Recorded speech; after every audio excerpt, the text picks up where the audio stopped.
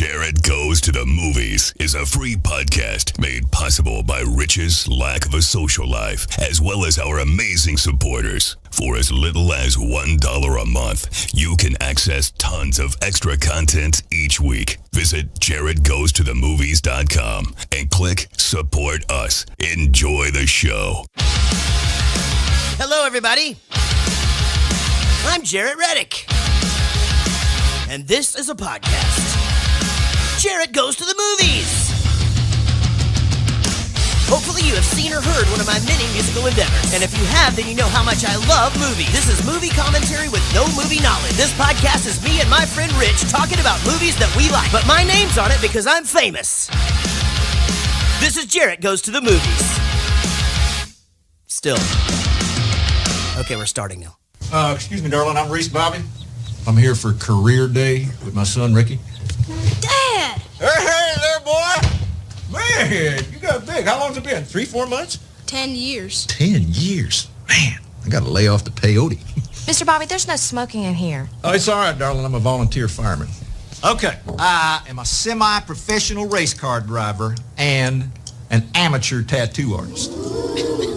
And the first thing you got to learn if you're going to be a race car driver is you don't listen to losers like your know-it-all teacher over here. Okay, I think that's enough. The teacher wants you to go slow, and she's wrong, because it's the fastest who gets paid, and it's the fastest who gets laid. Oh,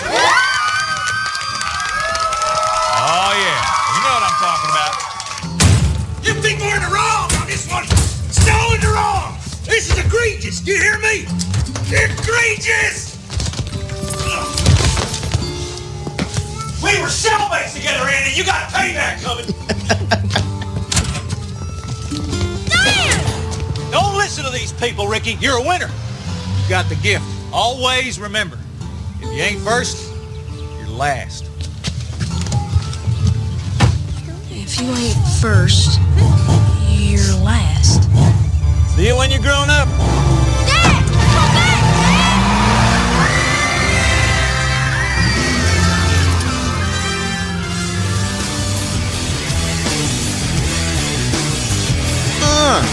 Yeah. I just like to rock out sometimes for the big show. Is that Soundgarden? No, Audio Slave. Oh, yeah, same thing, right? Same thing. Saw Soundgarden once. It's also the same thing as Rage in the United Kingdom, and is the fucking most boring thing I've ever seen. You can only watch the drummer so long, he's fucking amazing. And then after that, it was like, Jesus Christ. I mean, I can't get to the bar anymore. You know, it's crowded because everybody else is bored too. You know, Jesus. I mean, what was boring about it? They just fucking stood there. Oh, okay. Played their songs. You like them to walk back and forth on the stage? Yeah. Okay. Yeah, 100%. Fair enough. You know who just stands there? Slayer. And yeah, but Tool. they bang their heads and shit. Tool Just kind stands of. there. Just like a little. Yeah, no, they like bang their heads and walk back and forth and stuff. Listen, I know there's a difference. I've seen Slayer 5 times. They're not boring, you know. It's fucking... You've seen Slayer 5 times? Yeah, maybe more, actually. Wow. Played with them a bunch at festivals and stuff. Oh, okay. My name is Jarrett. This is a podcast. It's called Jarrett Goes to the Movies. There's a reason for that. Mm-hmm. Because I'm fucking famous. It's good to be here, coming into your ears, however that is, whether or not you're watching us stream the show or whether you're listening to us in your car or on your run. You know, there's some good news about this. If you're running, there's literally 100% chance I'm not chasing you right now. 100%, because I don't run. Only when chased myself. If you're chasing me and you're hearing this, stop it. I'm fucking tired. I'm 46 and fat. Stop chasing me. It's good to be here. I feel like I haven't seen everybody in so long. You guys don't know this because we're such amazing fucking planners that you guys don't miss anything. We do. Like I haven't got to see these guys in this room now in like 2 weeks. It's the longest ever. And then our last show, I believe it was, Sean called in. Well, it's not even sick. Sean called in. There's other people that are more important than you. Right. There's a band I'd like to see in town. Well, this has been on the calendar for I didn't check that. They only come in once every 2 years. Yeah, because he saw the butcher babies. You did see the butcher babies, yeah. Casey and I had been, and Tyler at my show, and their butcher babies were all over on all the posters and shit. And she just kept going, I just want to know, like, where? Are they butchering babies? Or are they tiny babies that are butchers? They can cut a hell of a steak. Yeah. Oh, I like that idea. Yeah, Mm-hmm. I was like, I have to draw that. We'll figure it out. Did you? I'm going to. Oh, good. Little babies that are like their first word is porterhouse. It's fine. But anyway, it is great to see you with me as always. Never calls in sick or never calls in, I'd like to see this band more than I'd like to do the show. Mr. Richard Kubert Coleman. Hello. There he is. Now, you went on your vacation. Yep. Nobody knows where you went. Mystery.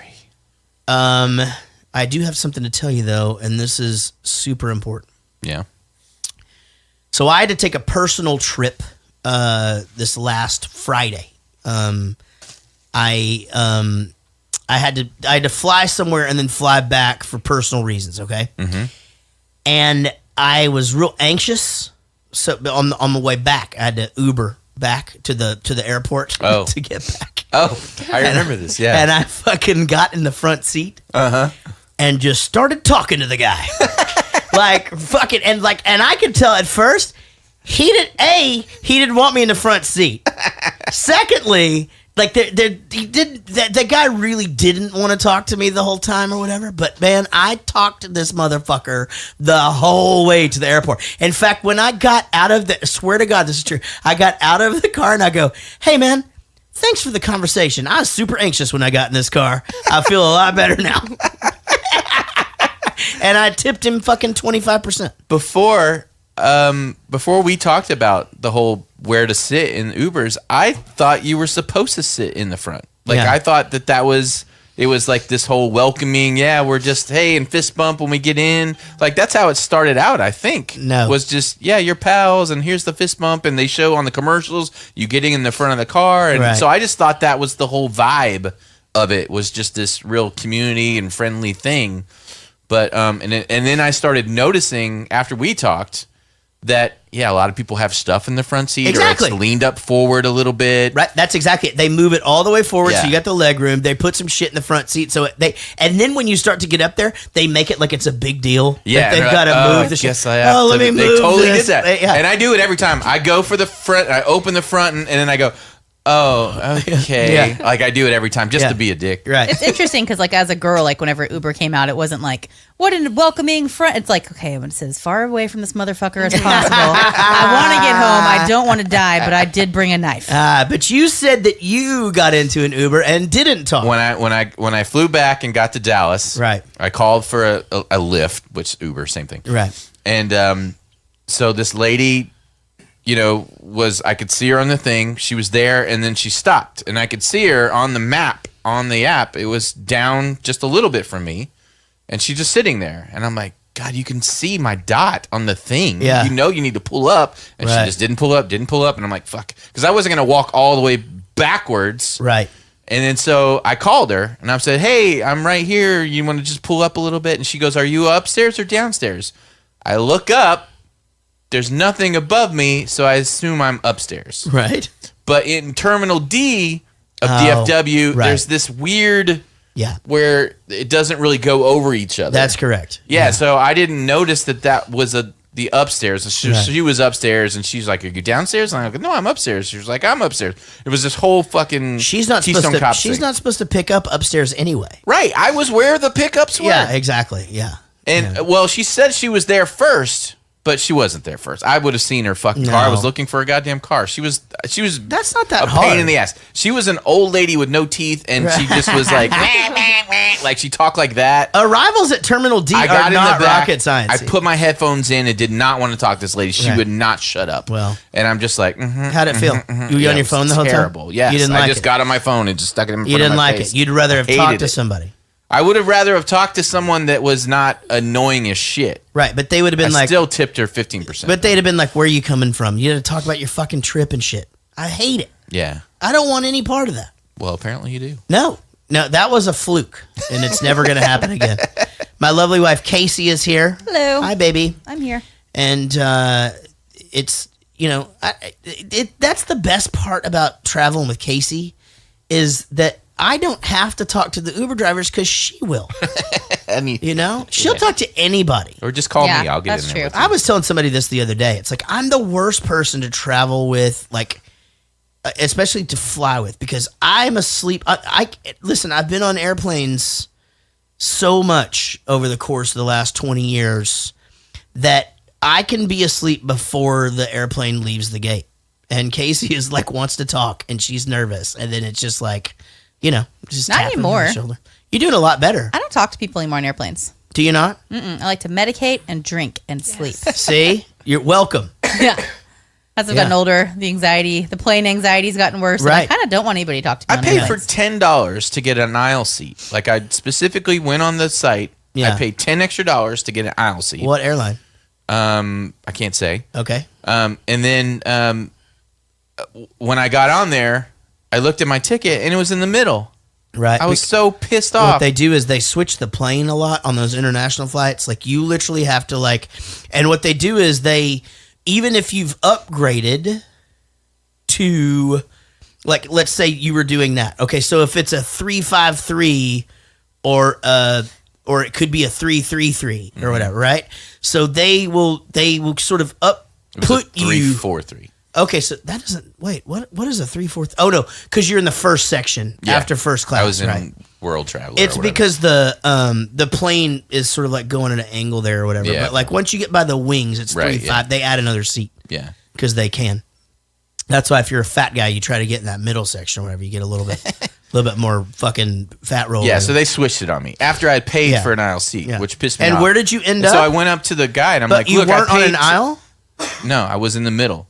That's bullshit. The middle. Yeah. Yeah, so I went to the guy and look, I paid for an aisle seat. He was like, oh, the plane's not even full. We'll have plenty. Yeah, so lay don't down. worry about it. So it turns out that the aisle I was on, there was only 2 people. So That's I just why. moved over one, and I had 2 empty seats on both sides. It was Yeah. glorious. Yeah, that's why they do sort of know what they're doing. But it was an old-ass plane, no Wi-Fi. okay. A very long flight, no Wi-Fi. The screens were this big. Did you at least get to select different shows and movies, or did you get there? Yes, but they were just super tiny, and then the screen was not like clear at all. It was very Right. fuzzy screen. interesting. It was terrible. Yeah, but that- luckily, the comfort level was great. Yeah. I actually slept most of the way. That's good. Yeah. Wine was free, or you didn't do that? No, you told me. Wait, hold on. Let me remember. Hold on. Yep, go ahead. You told me that you weren't gonna drink a bunch of beers and then have 2 wines after your dinner and pass out, like I've instructed you to do many times. Yeah, which I tried to do, and it was the worst sensation I've ever felt. So what ever. did you do this time? This time, I went in sober, had a beer, Yeah. and stayed up the entire way there. And then the second time I went in sober, had a beer, and slept almost the entire way, which was the same thing that happened before, except the first when I went with you guys, I flew and I felt horrible because I was hungover as shit. Right. For how Yeah, long? that's how long part was of long? it. Yeah. Hey, but here's the problem. If you sleep the whole way back, then you're all fucked up because then you're home. Yeah. No, I see. It's going to be like 3:00 in the afternoon. Actually, You're not tired. I actually was fine. Yeah. Yeah, Well, I think his on the way back theory is wrong. I think his on the way I there. stay up on the way back. I don't. Yeah. But I think we're equally as tired. Yeah. you're probably right, But hey, well, Only welcome I'm a back. little hungover. Welcome back. I'm glad you had a good trip. Yeah, it was great. Had a good Our time. newest reoccurring cast member, who I have not nicknamed yet, we're just going to refer to her as Amy. Ooh, Simple. I like that. Yeah, we're just Amy for now. Amy for now. Yeah, because I don't know. Like, it's hard to nickname you because we're like, Well, first of all, it's too easy. well, we're. Don't call her too easy, Amy. Well, well, actually, there was a girl. This is what I was going to tell you earlier. There was a girl. We had a girl named Amy in high school that had a nickname, and I was like, what was her nickname? Maybe I could use that or whatever. And I remember her name was actually Amy LeMay, and we called her Amy Lamey. And I'm like, I can't really call Amy Lamey. Like we're like our families are friends and shit. Right. We hang out Doesn't a lot. work. Yeah, we hang out Yeah. a Be a lot. bully. You know what, Amy Lamey? I said, don't be a bully. Right, but anyway, Amy, welcome. Thank you. Your second appearance on the show, and we're super happy you're here. Thanks for having me back. Welcome anytime. And we spent the weekend together. We had a barn burner of a fucking Cinco de But like Mayo. a whole day. A whole day. Like you hosted brunch. Yes. And then so you hosted brunch. It was weird. Then we It got weird. Then we Yeti mimosa'd to baseball. Yeah, our kids' baseball game. Yeah. And then we got back, went to another neighbor's house and hit the pool. And then the next thing you know, it's like, Jesus Christ, we fucking got here at 10 a.m. It's 10:30 at night. It was 12 hours. We had not stopped. Yeah, but it was a blast. And now we got to do it again. Honestly, We got some funny like stuff in the mail, and Yeah. Jared was like, "What the fuck is this?" I'm like, "You don't remember we ordered that because of the thing?" I remember. This And is he your just like, bit. he just goes, "You want to go ahead and remind me?" but I did have like one of the best weekends I've had, and I deserved it. I had a big week of a bunch of personal shit that went on. Everybody's fine. I'm not asking for any of that shit, but it was a week filled with taking care of a bunch of shit that I'm not really used to and that kind of thing. And we just had the best fucking weekend. I mean, just an awesome weekend. So, and then we're going to do it all again coming up, I guess, because we're doing Mother's Day with the same group. It's going to happen again. That's We're right. just going straight to the pool this time. Yeah, we're not going to hop, skip, and jump No, around anymore. there's no baseball that on was too Sunday. Much. It was too much. Yeah, there were people there that I didn't know were going to be there. I know. Yeah. It really was like one of those. There was a dude, one of the neighbors, and I'm not going to mention who it is. This guy fucking showed up 3 separate times. Like he went to brunch, he got drunk, right? We're start to go to the baseball game. Motherfucker tries to ride off on his son's bike and wrecks his bike, fucks up his knee. The whole time me going, dude, that's a really bad idea. Don't do that. Like, seriously, I wouldn't do that if I were you. Hey, man, don't do that. Anyway, fucking shows back up later, shows up again at night. He was all bandaged up and better, though, when he came out. Yeah, I think he went down about 3 times, someone said. And his On the kids are way like back. following him, watching him fucking wipe out and shit. It's just like, oh my God, is daddy okay? Well, he just never learned to ride a bike, son. Everything's fine. But yeah, it's always something around here. Sean 316, welcome back. We missed you the other day when you were at the big rock show. Who did you go see? Butcher Babies. Butcher Babies but another band that I know. Non-Point. Ooh, right. that's a good one. And so they spend their entire set not having a point. Right. God, that was a fucking terrible dad joke. If I was a morning DJ, I would have just got fucking fired. 100%. All right. So before we get too far into this, great friend of the show, Ashley C., sent a package to Rich. Now, let me tell you a little story about this. She let me know it was coming. I gave her the address. If you send us mail, it has a suite number on there. She forgot to put the suite number on there, and your name wasn't on the mailbox. Sweet number. So I added your name to the mailbox. It won't ever happen again, but it was actually lost. I had to go back and make them go back there and locate it. So Ashley C. did indeed send you a gift. Why don't you go ahead and open it for everyone and let us see what it is that you got. I knew that was going to be. All right. Yes. He got the Greatest Showman DVD. Is there a note in there or anything? No, I don't think you can send a note because she sent it on Amazon. It's so It could good. be like a gift note. I could. Yeah. Oh, is it? Yeah, maybe.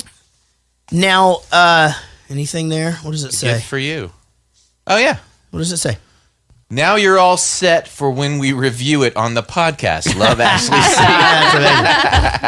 Now, this is interesting that Amy is here for this because we Oh, right. We didn't say what it was. Did you say? Yeah, I said the Greatest Showman. I'm coming back to you, but I want to say that so every once in a while, so her husband can work from home like I do, and so every once in a while, around lunch, we can all just go fuck off, right? Right. So we love our half price Dave and Buster's Wednesdays. The last time we went, we were fucking 2 hours late, and they had to leave right when we got there, so we fucked that Okay, up. we were It like was so 1 fun, hour though. late. Like that 20 minutes was awesome. So we all went to the movies, and we go in and we sit down. I had no idea what I'm about to see, and this fucking Wolverine starts singing this song, and he just never stopped singing. He sang for 2.5 fucking hours, and I had no idea I was there to watch a musical. Now, I did enjoy it. I enjoyed it once I figured it out, but we're leaving there, and Casey goes, hey, how long did it take you to figure out that it was a musical? And I'm going, seriously, 45 minutes. Like, I kept thinking, eventually they're going to stop singing, like we're going to get into the nitty gritty or whatever, like, how'd they get the elephants in the truck? You know what I mean? Like, I thought they would deal with that. But instead, Zac Efron flying around with that chick with the fucking Venus TV show on the Disney or whatever. So I have a serious question. All right, go. What do I do with this thing? All right, so here's the thing. There's 100% chance your parents have this thing called a DVD player. I'll try it. You're going to want to stick that in there. Yep. Make sure there's not another one in there first. Oh, okay. And when you close the drawer, it's going to, like the little readout's going to go, hello. And then some shit. I've heard about this thing. And then you watch about 20 or 30 minutes of not that movie? That's correct. Okay. Unless it's a Disney movie because all the parents complained and now they have a quick play button. Yes. But you got to time that shit right. If you miss it, it's gone. That's it. You miss it. You're seeing the fucking the fucking trailer and a short film for the new Pete's Dragon for the next 10 minutes. And there's nothing you can do about it. And the old Pete's Dragon wasn't very good. So, what? The old one? The recent, the one we just The watched. new one? Oh, the new one's The it's new not old good? one. No, no, it's not. I mean, I don't know. I just think the original Pete's Dragon's perfect. Yeah, it's great. I mean, I don't know. It's just look, me and remakes. I mean, I actually do think them making Overboard could be funny. Not with the character. Oh my God, that guy is terrible. They've got They needed a good leading man for that. So Melissa McCartney is doing a movie, and it's the same thing as Rodney Dangerfield did. It's the same exact movie. Going back to school. Back to school. Yeah. So instead of being on the diving team, she's going to be on the soccer team or whatever. And anyway, I don't know. Melissa McCartney's funny, right? How are you going to do the triple Lindy on a soccer field? You can't do it. Apparently, she's going to be the goalie. All right. So, but I do want to say this to everybody who is a supporter of the show. Every single person that's about to happen. Everybody who is a supporter of $10 or more on the 21st of May, $10 or more on the 21st of May, will be getting our very first Jarrett Goes to the Movies perk in the mail. It's going to happen. Nice. Doesn't matter where you live. If you're a $10 supporter on that day, you're fucking getting one, and you're going to like it. It's really, really good, and it's our first one. I'm super excited about it. We're going to do this 4 times a year. And I won't always announce it. Sometimes we're just going to send them out. It's going to be super fun and something you could use Just because we love you. day. Thank you for supporting every single us. day. That's right. Absolutely. 100%. I should say that all of the support for this show does come from Patreon. That's why we haven't been talking about Blue Apron this whole fucking time that we've been on here. We do appreciate that. All the money does go back into the show. We're talking about a new computer system that's going to help us with the live stream that we have trouble with every week, and it's always a thing. All that shit costs money. So, and we actually have never advertised our show. So hopefully one day we'll actually have a little bit of money. We can put some advertising into it and build it. I'm seeing a lot more of that on other podcasts now. Yeah.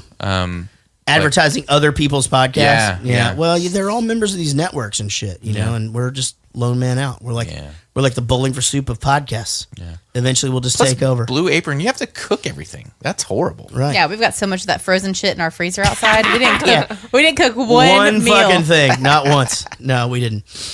So anyway, if you are interested in getting a perk, make sure that you are a $10 sponsor by then. Speaking of sponsors, Tom Yostin is a new $5 supporter, and Gina Hale is a new $10 supporter. I will tell you, Gina Hale, she sent me a shirt in the mail, and I wore it the other day on my trip that I had to take, and it gave me a good laugh when I looked in the mirror. So thank you, Gina, for that. Adria Bowman, who I used to call Audria, has upped her pledge from $5 to $10. Now, that means if you keep it like that... We just saw her at the show. This month, that's right. You're going to get the new perk. And she did that without even knowing. What do you get for that money? For $1, you get outtakes, about an hour or so of outtakes each week, not each month, each week. $5, you get all of the outtakes for forever. They're on our Patreon site, Patreon, and search Jarrett Goes to the Movies. And for $10, you get to be on a hangout, which we're doing next week. So if you want to... This one comes out Friday. Okay. So in 2 days, we'll have it. Up to $10, we'll advertise it. You can be on the hangout. We're doing it on a Mother's Day, right? Like in the morning for Mother's Day before I go to brunch. Yeah. Before Happy Mother's Day. Yeah, for everybody.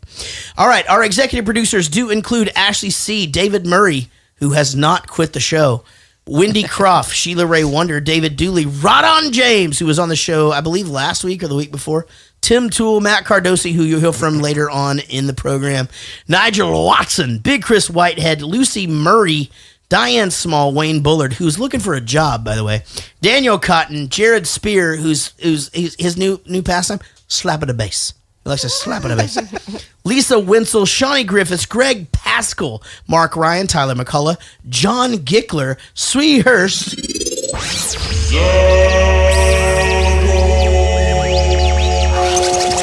You know why I like that drop so much? Why? And you know, if anybody else wants to send their shit in of them like saying their own name or whatever, fuck it, send it in because I get to take a drink. That motherfucker. I knew there was something. I could down a half beer. Hold on, let me see how much I can down. Hold on, wait, fucking watch this shit.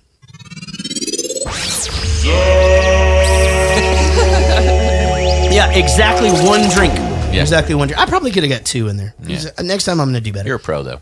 Josh Millman, Jason Randall, Katie Morgan, our favorite breastfeeder, Mike Breton, your favorite record. That's a podcast, right? Yeah. Okay, your favorite record podcast. Brian Dunning, Paul Balms, Amy Pitzinger. She's sitting right over there. Yeah. That's right. Her nickname is not Amy Lamy. Jason Wall, Bodie Cooper, William Bryant, Kirsty Fisher, Dom Petretta, Dave McLennan, Simone Vark, who did not quit the podcast. She did not. And Woody Chambers. Guys, let's talk about Talladega Nights. Talladega Nights, the Ballad of Ricky Bobby. 2006 this came out. That surprised me. Again, these ones, I think I definitely was not paying attention to movies like in 2006. So like, and I think that was an off year because... but you had seen this one before. No, I had, but here's the thing. Burrito came out, so our second biggest record came out 2005. So I was on tour till 2007. Then we took a year off or whatever. So like, I didn't see this till we like came back. You have to a the CD bus. called Burrito? Great Burrito Extortion Case. Okay. Yeah. So, and PG-13. You could take your kids to see this. My son came in. He said, I've seen this 4 times. He said 7. Did he say 7? Good. I will say this. We didn't watch, I guess we watched a different version than you did. Me? We watched on demand and normally like, cause you must have seen some sort of either a unrated or a director's cut or something like that. But only one scene was weird. Oh. But that does happen a lot in these. But me and Casey went and saw Cockblockers the other day. Yeah. And that movie's so fucking funny. But I told her, I can't wait till this comes out and we can watch the unrated version. Because there's going to be so much more funny shit. It's like Anchorman was like a totally different movie. Anywho, Talladega Nights, the Ballad of Ricky Bobby. Number 1 NASCAR driver Ricky Bobby stays atop the heap, thanks to a pact with his best friend and teammate, Cal Naughton Jr. Is it Naughton? Naughton? None. Like, what are you looking at? Naughton? Right. Or is it like, what are you doing? Knotting this rope?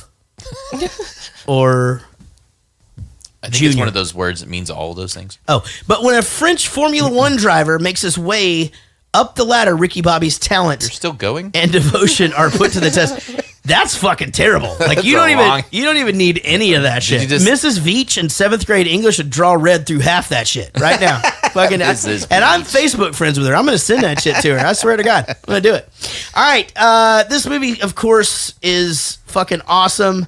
It made a shitload of money the first week, and let's get to business here, Rich. Come on, do something. All right. Over to Rich for his alternative synopsis. Shit. Let me try that again. Talladega Nights, the Ballad of Ricky Bobby. 2 flat-chested girls with obvious daddy issues show off their tiny naked boobies in competition for a race car driver with even more daddy issues. Does the one girl have small boobs, like the wife lady? Yeah. Is that what you're referring to? Yeah. This movie, of course, stars Will Ferrell. I mean, my goodness. I think when he's at his best, he's at his best. There's some moments in this one that I don't think you get in all of the other Will Ferrell movies, and I really loved it, and it was great. Do you want to know what I think? Yes. I loved it. What? Hey! No, let's just talk about Will Ferrell. Oh. Okay. Didn't you think he I sort of liked him in this movie. Didn't he depart from it a little bit? Like during the first of it, they're 100% just they're the same dudes from Step Brothers. Right. It's the same it's the same relationship, everything. By the time it all sort of breaks down, like I don't know, I felt like he was really It had a little more depth to it. Yeah. I liked his haircut. Yeah, for some he reason. It looks was nice. short, wasn't he looks it? nice. Yeah. He in this looked movie. like that part. Like it looked. Yeah. I don't know. I really liked watching him. Whereas before, he usually has that buffoony, Yeah, the afro poofy thing. haircut. Yeah, Sure. exactly. But Yeah. I don't know. He just looked cool. Yeah. I don't know. I liked it. Well, so John C. Reilly, you guys know what I think about him if you listen to the show. I think everything that dude does or says is funny. And it's like, I remember back to him, the only thing me knowing that he was in was the fucking porn movie, Something Else Nights. Boogie Nights. Boogie Nights. And I remember thinking, like, I don't know that he's supposed to be funny in this. And now if I go back and watch Boogie Nights, like, everything that he says is fucking hilarious because it's him, Right, yeah. But back then, it was like my first exposure to him, and, and I mean that literally. It was a movie about porn. My first exposure. Come off it. Let's go. But no, in all seriousness, like, as I watch him now and everything, he just makes me laugh. I mean, everything he does makes me laugh. He's in fucking King Kong, and he's fucking funny. Yeah. Like, me and Casey just, like, looked at each other during King Kong and just like, motherfucker's funny in everything he does, and he doesn't even mean to be. Yeah. I agree. Just I one love of him. those dudes. Yep. Agreed. Like, and he's not being a buffoon. He's just playing it straight. yeah. But that it's just funny behind In his all head. that. Yeah, it's hilarious. I think we're just going with buffoon today. Let me ask you a feeling question. good about and it. I'm really actually curious about this if you guys have thought about this. And I realize I'm showing my age just a smidge, and maybe not everybody even knows what I'm talking about. But, back in the day, there was always these comedy duos. There was always, obviously, if you go like way back in the day, you had, what's his face? The guy, the Nutty Professor guy, and Dean Martin or whatever. Jerry Lewis and Dean Martin. Abbott and Costello, Laurel That kind of Hardy. thing. And then, in the 80s, you had, some tragic ones. You had, obviously, Dan Aykroyd and John Belushi that always did movies together. You had David Spade and Chris Farley, that kind of thing. To me, I feel like Will Ferrell and John C. Reilly should just be that. Like, I feel like they should just pitch all their movies together. Let's just go do all of our movies together. We're both hilarious. Have they only done 2 together? It's just 2. Okay, those 2 are the best Will Ferrell They're the best movies. Will Ferrell movies. Yeah, I don't know about that. I mean, you can't fuck with Anchorman, in my opinion, but... Is he not? Yeah, he's not in that. He's not, but... He seems like he should be. You're right. It seems like I feel like he was there and we don't know it. I know, right? It's because it's that other guy. The Chip Moody or... Oh, no, the one not- that we were just talking about. Oh, Champ Kind? yes, Yeah. yeah, it's him. Yeah, he does sort of have that same thing. That guy... Funny thing about that dude is he actually can be a serious actor, and you'll buy it. Like, it's interesting, because in most things he does play that sort of silly role. Now, how about Sacha Baron Cohen? I mean, to me, the guy's a genius. He added so much to this. 100%. Yeah. And the thing that I like about Sacha Baron Cohen is you see Sacha Baron Cohen and you don't even realize who it is. Casey even said, she goes, who is that? No, I was talking about something else. Remember? Oh, and I missed the question. No, before I knew who he was, I didn't know he was all these different characters. Were you? Like, I just thought they were completely different people, and until so Ali later G on, and I was Borat. like, oh, that's that guy, Yeah. and that guy. Yeah. Holy shit, It's pretty crazy. Yeah, it is. And he's married to the girl of your dreams. Top 5. He Are they fucking- still married? I think so. Yeah. Okay. I think we've Good. researched that before. What's her name? Isla Fisher. That's right. Yeah. Or wait, did they Hey, you know split what? up? And Olive Fisher too. Chat room, check to see if they split up, because maybe I thought I don't know why. But Nope, I they're thought- still married. Okay, Okay, good. Since 2010. Oh, Yeah. good for them. good. Yeah, Yeah, good I for mean, them. it's not going to last, but good for them for Oh. now. The fucking 100% the glue of this movie, no question. And to me, it's starting to pop up in so many other movies that he's in. Molly Shannon. No, Gary Cole. Gary Cole plays Reese Bobby. He plays the dad.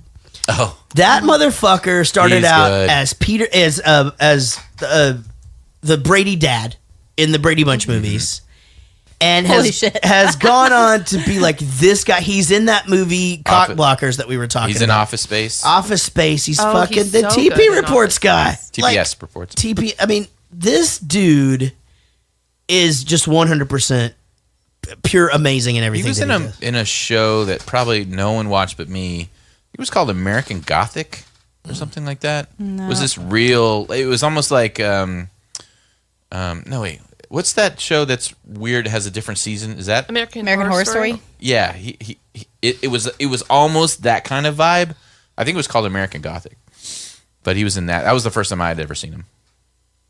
Well, that dude to me, again, I think about it all the time. Like he just pops up in these movies, and every time he does, it's something that you're just like, holy shit, nobody else could have played that. He's so skinny in this movie. He's skinny in all of them. He shows his TT in Cockblockers. Oh, does he? Yeah. He almost showed his TT when they're forcing him out that He door. really does, right? I know. Oh my God. Yeah, exactly. Well, you can tell there's some stuff going on and why he doesn't mind showing it in Cockblockers. He's fine. Because he really is like putting it out there. It looked like a fucking baby arm just like swinging down there, man. He's got to be a shower, not a grower. Yeah. But and then another famous girl is in that same scene in Cockblockers, and it shows her boobies too. Oh, the wife from is it Hot Shots, the soccer Will Ferrell movie? No. What's the one with Marky Mark and their cops?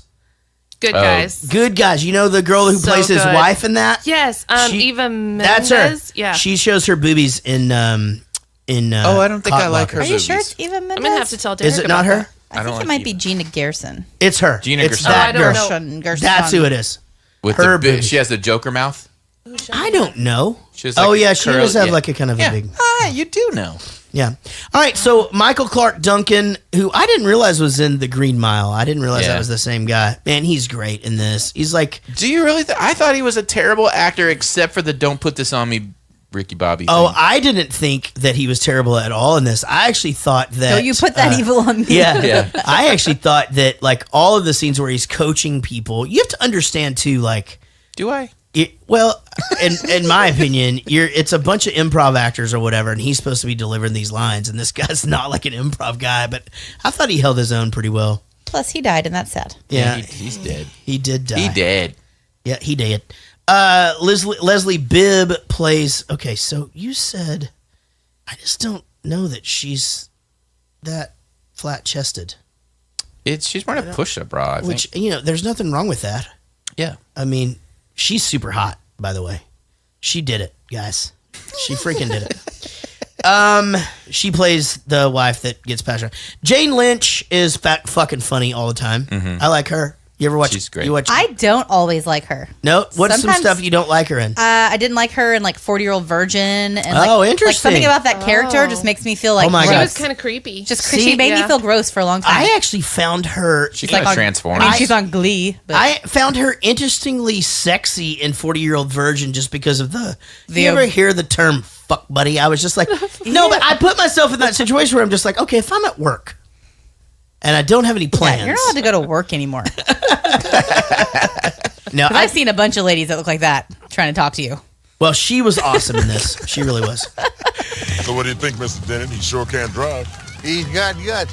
Dan Racing needs a racer like him. Come on, Daddy, just a stupid cowboy. Look how bad he is in that interview. Junior, driving has got nothing to do with interviews. I just wish the hell of you had a little more stupid cowboy in you. I felt like I was on a spaceship. And, I'm not sure what to do with my hands. Be good just to hold him down by your side. Yeah, great. Well, we're real happy with what was going on. And at the end of the day, you got to be happy. What'd you say his name was again? His name is Ricky. Ricky Bobby.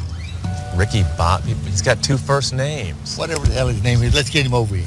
Everything ended up fine. Yeah, okay, everything was fine. Thanks. Great job, Ricky. Good job in the car. Ricky Bobby, a force to be reckoned with possibly in the near future. Ricky. When dudes can do physical comedy like that too, like it just, and Sacha Baron Cohen obviously is freaking master at that. But just the whole hands thing. And I have the same problem though. I don't know what to do with my hands. When at my wedding, Taking pictures. Right. Oh, you didn't know what to do with your Which hands? one? Well, that explains a lot. the second one, we were taking pictures, and she kept telling me I had J.C. Penney hands because I would put my hands in like these weird, awkward, because I didn't really know where to put my hands. Yeah. I even when she pointed it out to me, it actually made it worse. And I'm like, I don't know where to put. Then you get like the blade fingers. Yeah, and I'm like Like a literally like Kindle? this. Like Yeah. I'm just holding it like this in an angle. It's I didn't even think about this, fucked but me up. so I was gonna come at this from like the stage actor kind of angle because that's very common. I mean it's one of those things where you just don't know what to do with your hands. And in photos now, I mean, I guess I used to be that way, but obviously I've taken my picture. Figured it out. But you're a photographer, That's Amy. what I was going to say. And- Every time people are just They floating their hands up. And I probably have a picture in, I would say, 1 of 5 photo sessions with people just doing this. Just floating their hands. It's so. And to me, though, it never gets old. I Right. think it's hilarious. Still. Every time, right? Every time. Yeah, Or the or big- the blade fingers. It's Yeah. or they like try to keep them down to their sides, but like they're full of helium, so they just start to float Yeah, they up to the do. sides or whatever. Like nobody knows what to do with them. You know, you kind of can't hold them. But yeah, there's like a. I say I don't know what to do with my hands, even whenever it like has nothing to do with my hands.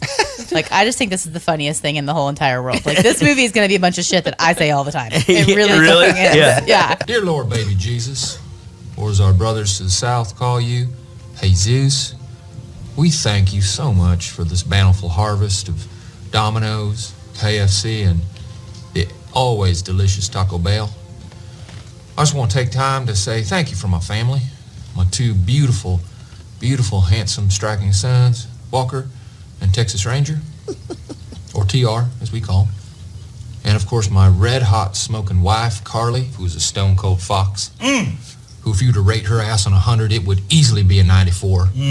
Also want to thank you for my best friend and teammate, Cal Naughton Jr., who's got my back no matter what. Shake and bake. Dear tiny infant Jesus. Hey, you know, sweetie, Jesus did grow up. You don't always have to call him baby. It's a bit odd and off-putting to pray to a baby. Well, look, I like the Christmas Jesus best, and I'm saying grace. When you say grace, you can say it to grown-up Jesus or teenage Jesus or bearded Jesus or whoever you want. This is the funniest scene in the movie. But The thing that makes this funny to me is you know that most of it's ad-libbed. And like just the fact that this comes out of somebody's fucking head to say that shit, you know, and in front of everybody else. And then like, because for me, I'd get the first laugh and be like, well, I'm not going to beat that. Fucking print it. I want to know who came up with the baby Jesus thing, because who even thinks like that? Oh, that's pretty common. I mean, that's like there's like a Jerky Boys thing that does so he that or stole it, whatever. is No, what no. you're saying? I'm just saying that's No, not. it's all right. If he stole it, he it's stole not it. that far fetched. How about the you know, man? I just picture Jesus in one of them tuxedo shirts. You know, it's like I'm thought formal. of you when but he said that. like I'm formal, but I Yeah. came to party. Casey told me I should have worn my shirt like Yes. that, but I didn't. A neighbor walked by the other day that I didn't know, and I was wearing that shirt, and he said that to me, and I was like, what the fuck movie is that from? So I was glad that this one came around. How about those boys? The sons. That little one is the funniest little fucker ever. I mean, and I'm sure he was coached on his lines constantly, but goddamn, everything that kid said was I love the accent on the older one, though. Yeah. Dad, it you reminded me of Six Pack. Dad, exactly. Me too. Yeah. 100%. And probably just because it's NASCAR too, but. Well, they just Hold talk on, the let's same. compare. Okay, I'll do a line from each. Okay, you ready? First, I'll go Talladega Nights. Okay. Okay. Dad, you made that Grace your bitch. All right. Now I'm gonna go Six Pack. Okay. Kick his ass, Brewster. You ain't got to take that shit from no fungus faced toad sucker. Wow. Pretty good. I mean, exact. Oh my goodness. They're the same character. Yes. You're right. You fucking did it. You solved Six Pack. We haven't solved the movie in forever. We haven't. No, because you won't let us anymore. That's not true. How about the fuck when they start calling their grandpa Chip? Because Chip, I'm gonna come at you like a spider monkey. I'm all hopped up on Mountain Dew. That's something I say. I was gonna Exactly. say, that is the most quotable thing, I think. It really is. I'm all It's jacked one of up on Mountain Dew. Yeah, or I'm gonna come at I'm you gonna like come a at you like spider a monkey. spider monkey. Oh my god, it's so funny. It's like I'm only 12 years old, but I'll kick your ass, old man. So I just thought that was funny, and I just love. Did we even hear the part, or was it our version where he says like, "I'm still sitting in my dirty pee pants right now"? Because I don't 'cause think he I said pissed my that in our pants. version. He I said that he said- peed his pants. He but said he didn't- pissed his pants, but he didn't say that he was still sitting in them. Yeah, that's like part of it. Like Yeah, later, you're so we right. totally had a different version. I'm You're still right. sitting in my pee pants right now. Yeah, like, he didn't. But it just fucking and then the guy's just like, you guys are not raising these kids right. Well, we're raising the kids right. We're not raising a bunch of pussies. Yeah, We would have named him Dr. Quinn in Medicine Woman. That was amazing. It's so funny. I think that scene was funnier now that I have kids. And I just imagine them sitting at a dinner table. Right, because you sit there and wonder what they're going to say anyway. Yes. And and this is a bit of a stretch, I guess, but your in-laws are there just judging everything anyway. Yes. And they've set the table with fucking KFC, Taco Bell, With Domino's China. and shit. Yeah, exactly. It's Like just their Mountain Dews and Right. champagne flutes. Right, because even if you work your ass off on something, you're getting judged. Yes. You know, and then you expect your kids to be on their best behavior, but fuck them. Spent 2 hours on this meal. Yeah, exactly. Y'all get down here. I spent 2 hours on this meal. I mean, it would have taken that long to go pick up everything. Yeah. Well, no, you just send the fucking Amy Adams went and picked all this shit up and brought it back to the house. Hey, Steve. Hey, you got those 2 tickets for my special friend? Yes, you do. You know I do, Ricky. Got them right here, buddy. Great. Hey, how's your mama's hip? Well, she's going to be all right, though. Thank you for asking. Take care. Appreciate it. Hey, good luck today, buddy. That's the saddest thing I've ever seen in my life, y'all. That boy leaves 2 tickets for his daddy at every race, and he never shows up. That's a shame. The human heart is such a mystery. Let's sell these bitches, huh? Hell yeah. Beer money, huh? Yes. Oh no, we didn't have that in there either. I didn't see that. And the fact that beer money is there leads me into something I actually really wanted to talk about. So Bowling for Soup did a documentary about NASCAR. Never came out. I've got it. I think I'm going to leak it at some point because it's just too good not to put out in the world. But we got there and it was essentially, we didn't know anything about NASCAR. We had to experience NASCAR those 3 days. We got all access. We got tours of it. We met everybody. Name a racer. We fucking met them. Got to see their cars. Like, it was crazy. It was a nutty weekend. Fucking awesome. The one thing that we had following us all the time is, hey, but you guys can't have beer. Or you can't say beer. Or you can't, do this. And I'd be like, don't they all drive beer cars? Yeah. But it's like, well, NASCAR is more of like a family thing. I'm like, you realize everybody out there in the fucking that's camping is hammered right now, Right? And so just the fact that they got this by, like, I would think that NASCAR putting their name on this movie would have had like some sort of say in some of the shit or whatever. But like, we got shut down. It was PG-13? Constantly, we got shut down. So I found a workaround, and I went to the merch booth. We all got like a little bit of money to go and shop for merch or whatever, but we couldn't buy any of the beer stuff. Like, you couldn't buy Dale Earnhardt Jr. or whatever because it's Budweiser, right? Uh-huh. So I went to the Jack Daniels booth and I bought a cowboy hat, and I wore it the whole fucking time, and it just said Jack Daniels real little right here on the brim of my hat. And I wore it during we played live. I wore it during the show, everything. Just like, okay, I guess we can't say beer, but whiskey's fine. But true story, like anywhere it'd be like, no, you guys can't have beers on the thing. Well, literally everybody else has beer. Like, why can't we? Yeah. But were your parents super supportive in everything that you did when you were a kid? No. Yeah, mine weren't either. My parents weren't supportive in shit. My parents were supportive in the stuff that they liked, but not like what I wanted them to. Okay, like sure. Music, they were just like, right. Hey, look, I wrote this song. They're like, mm-hmm. Yeah. Yeah, I mean, they had wanted nothing to do with it. I get that. My parents wanted me to play football, so they were encouraging on that. My dad coached our soccer team, and we were amazing because of his leadership. He actually was a really good coach. Right. But yeah, music, no. Nothing. Yeah, music. Well, my parents were good about supporting me through music, like while I was in school. Like if I was in marching band and shit like that, playing drums and stuff. But it's like once, I guess it took away from me being a professional person, and I don't know. Now, was it a good thing that they weren't supportive? Did it drive you even more? Well, I always wonder about that. It's like, am I a better musician because they weren't supportive, and so I was like out to prove them wrong, kind of thing? I think I just sort of shut down in situations like that. It doesn't really matter. I mean, if you don't support me, you just don't. Mm-hmm. So I just sort of shut down and closed the door, and that's it. Not on yourself, but like on them. You mean on them? Yeah. But I'm like that with whatever. I mean, it's like, that could be anybody. It could be like a person from the label back in the day or whatever. That's you know. But do you see what I'm talking about, though? Yeah, I see it. Like, I see you're saying, like, it's a driving force behind you. It could be really great if they're supportive and they help you along the way and they like help you push you in that direction. Yeah, that could be good. It could, but I'm thinking maybe it is also good that they say no, don't do that, and then you're like, fuck you, I'm gonna go do that. I know, but some people end up as rock stars and some people end up in the fucking streets in a fucking cult called the fucking Brotherhood. Well, they were, yeah, if they were that kind of a parent in every aspect, yeah, I could see that. But it was just that one thing. Jared's opening a beer. I mean, I don't know. I mean, look, I sit back and think about like how supportive my folks were and how supportive they weren't and shit all the time. And at the end of the day, it doesn't fucking matter. I mean, like, really, who gives a fuck?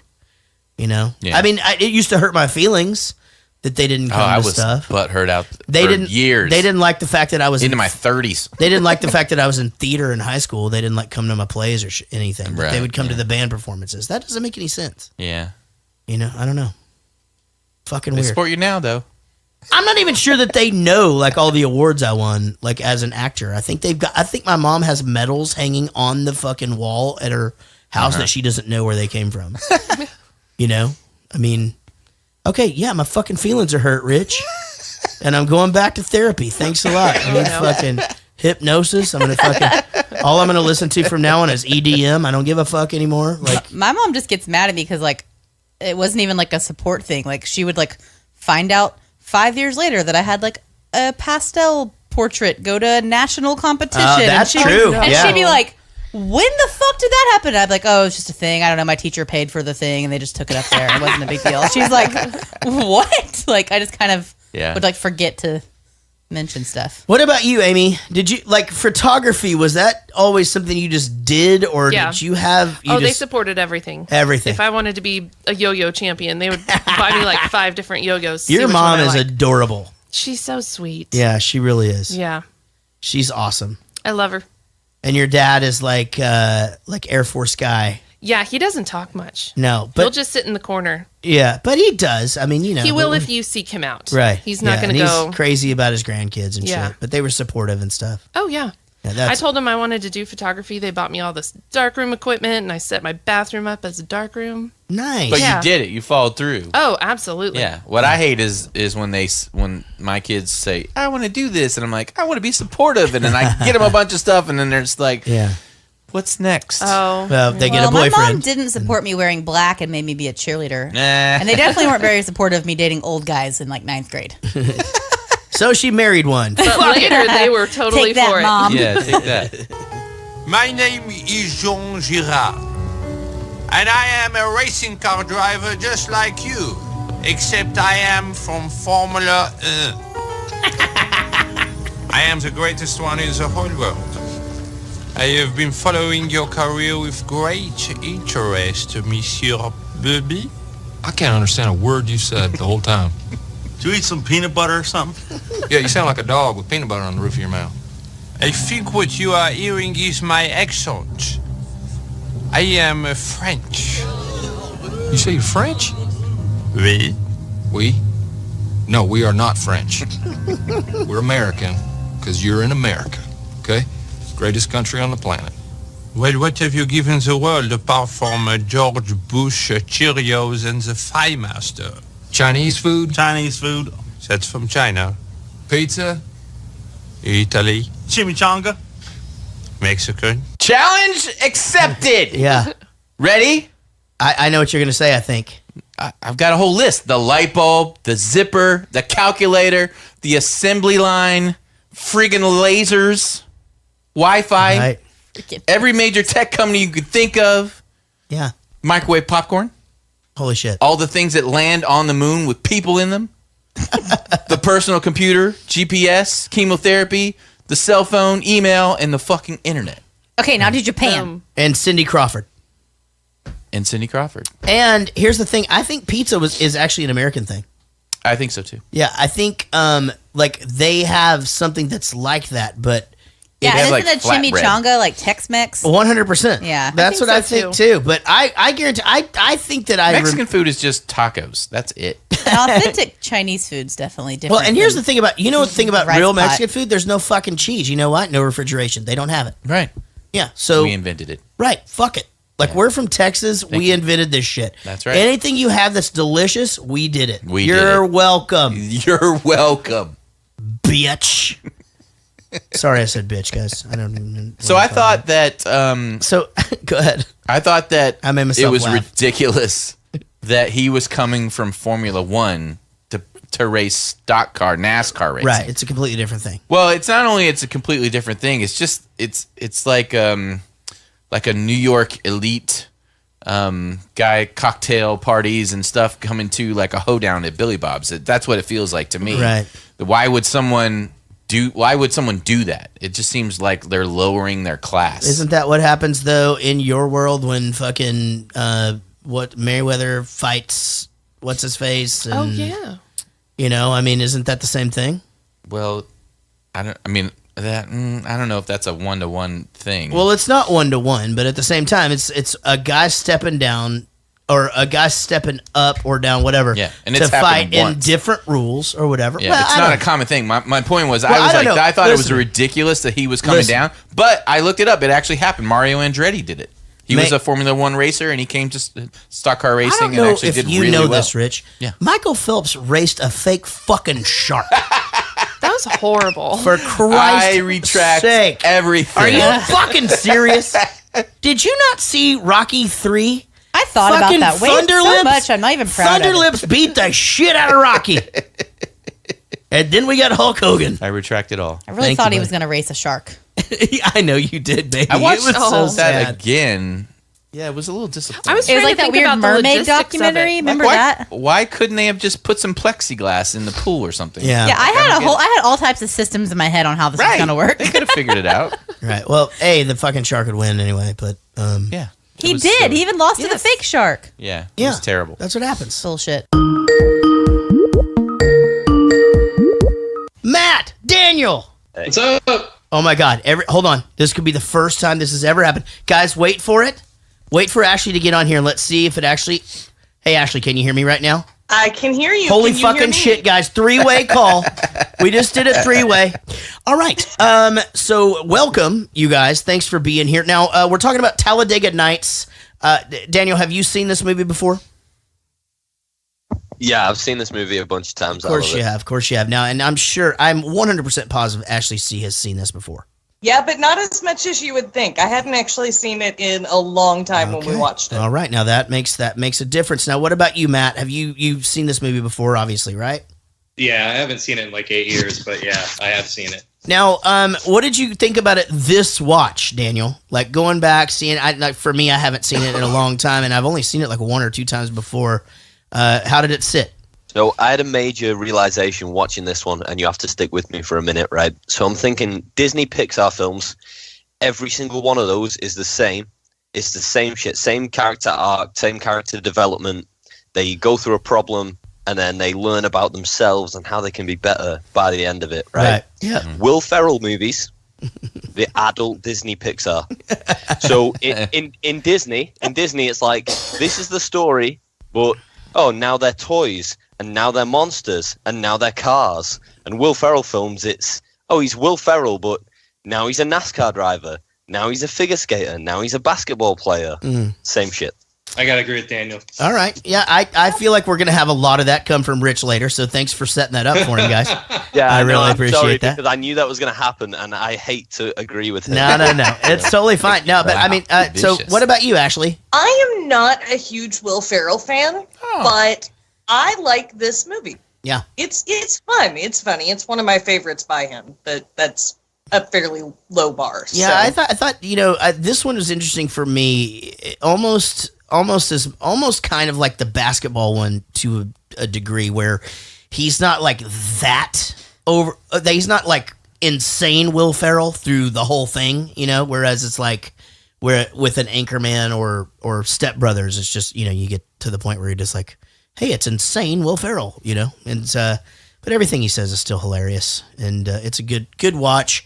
Regardless, I'm glad you guys are all here. Thank you for your input. I look forward to expanding on those opinions as we get into the movie here in just a few minutes. But first, you guys know what time it is. It's why we're all here. It's the part of the show that people are actually going to hear. This is the game called 5 Questions. It's where we ask you 6 questions, and the high score, up until just a few weeks ago when Will quit the show, was 7. The high score now, of course, is back to 6 because I'm not allowed to give I'm not allowed to give bonus points, which we established in like the first 6 months of the show. Will came in, we got a bonus question. Right. He quit the show. There's nothing we could do now. Right. Yep. So good singers here. All right, guys. So we're gonna go to question number 1. Is everybody writing this evening? Everybody writing? Okay. Writing. All right, guys. Question number 1 will, of course, be about the movie Talladega Nights. The movie Talladega Nights is called Talladega Nights because the last race takes place in A, Talladega, B, Dallas, Texas, or C, Homewood Suites in Garland, Texas. All right, so Matt is going to go with A. Let's go to Daniel Cotton next. A, Talladega. Ashley, C. A, Talladega. All right, so everybody got question number 1 right. We're rolling into this thing, guys, this amazing game of 5 questions. Going into question number 2, talking about the movie Talladega Nights. In the movie Talladega Nights, this movie stars an actress that Rich Coleman is 100% going to hate on during this podcast. Name her. It does star an actress that Rich Coleman, if you're a fan of the show, he is going to hate on this actress just in the near future. Name her. All right, let's go to Matt Cardosi for your answer. Do you know who Rich will hate on here in just a few minutes when we start the show? No clue. He went with no clue. I'm going to go to Ashley C next.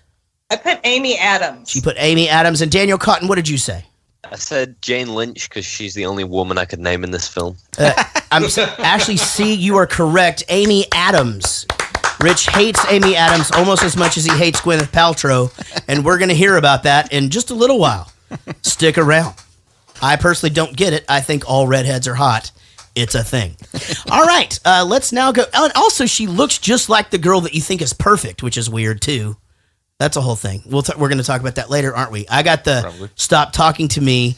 This isn't the podcast look right there. Sorry, Rich. All right, question number 3. It actually see with a commanding 2-1 lead right now going into question number 3. Question number 3, during the baby Jesus dinner, name 2 fast food sources that the family was eating during that dinner. Name 2 fast food sources. Let's go to Matt first. Matt, anything on the kind of fast food they were having at the baby Jesus meal?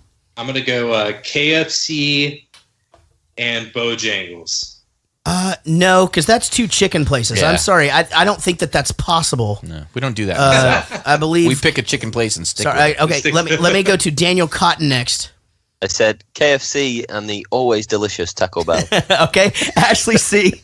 I also went with KFC and Taco Bell. I would have also accepted Domino's Pizza. Yep.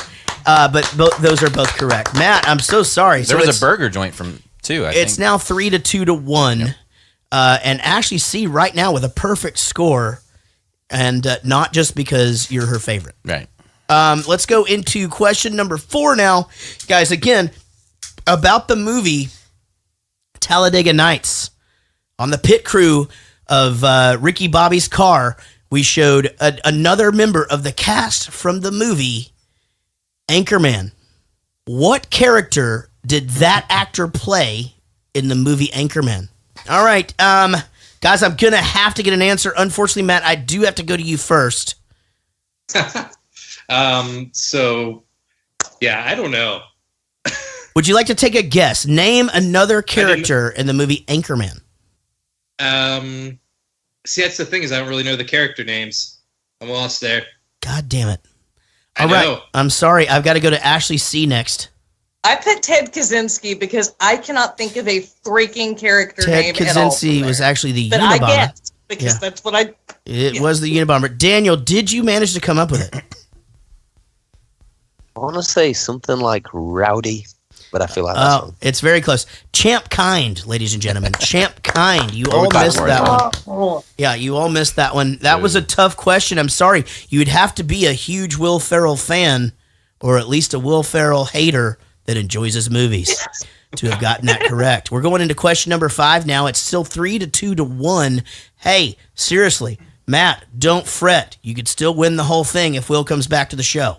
All right, here we go. Question number 5. Here we go, ladies and gentlemen. This question will obviously be about the movie. By the way, Rich totally missed that joke that I just told. Oh. And when you listen back, that fucking joke right there was awesome. Killer. It was a good one. Sean, seriously, Amy, you hear that one? It was amazing. Thank you very much.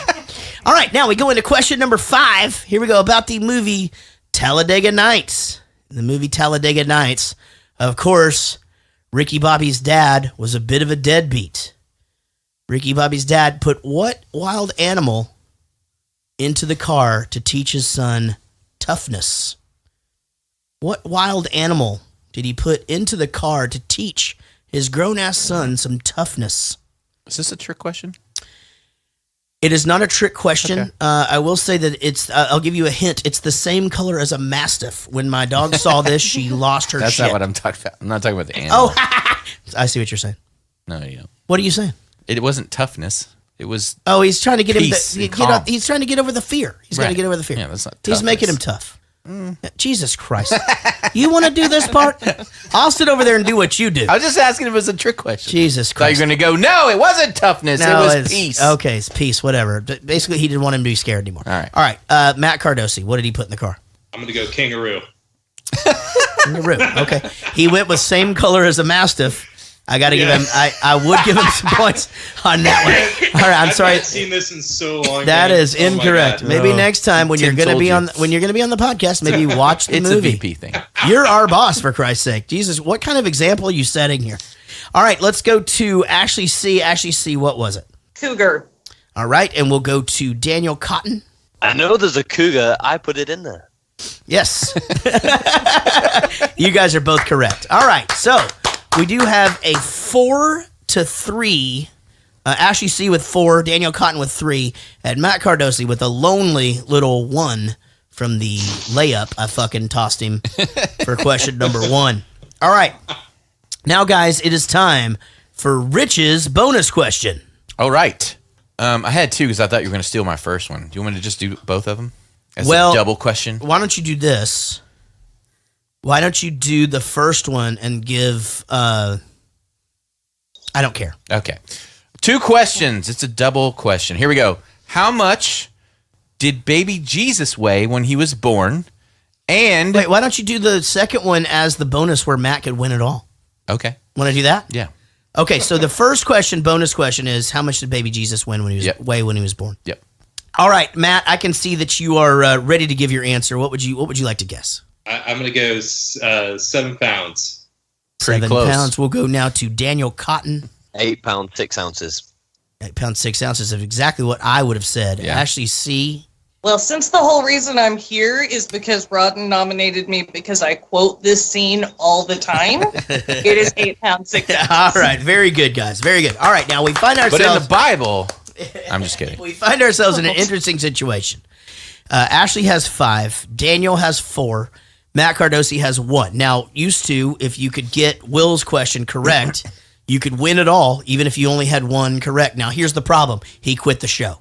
So, now that has happened, for some reason, because Rich thought I was going to steal his question, which does happen, we are now using Rich's last question as the question that if Matt gets this correct, he wins the whole thing.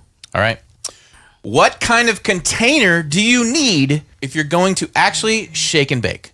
There's no way Daniel gets this right. That's the thing, because he doesn't know what the fuck that is. But it's for Matt. Correct.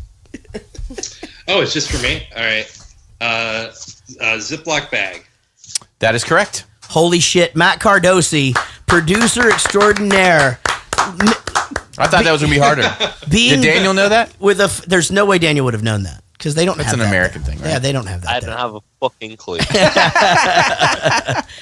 It's essentially a simple way to make, like, crusted chicken. It's actually delicious. Crusted baked chicken. It's pretty good. Well, guys, Ashley, you led the whole time. I mean, I feel like if we were in NASCAR, I'd have to just ask, what'd that feel like when Matt Cardosi rounded that corner and passed you up? It feels like I need to apply for Team Casey. That's what happens. But she's just joined us. You're in luck. And Daniel, you know what? You were middle of the pack the whole time. And you know what? You at least held your ground.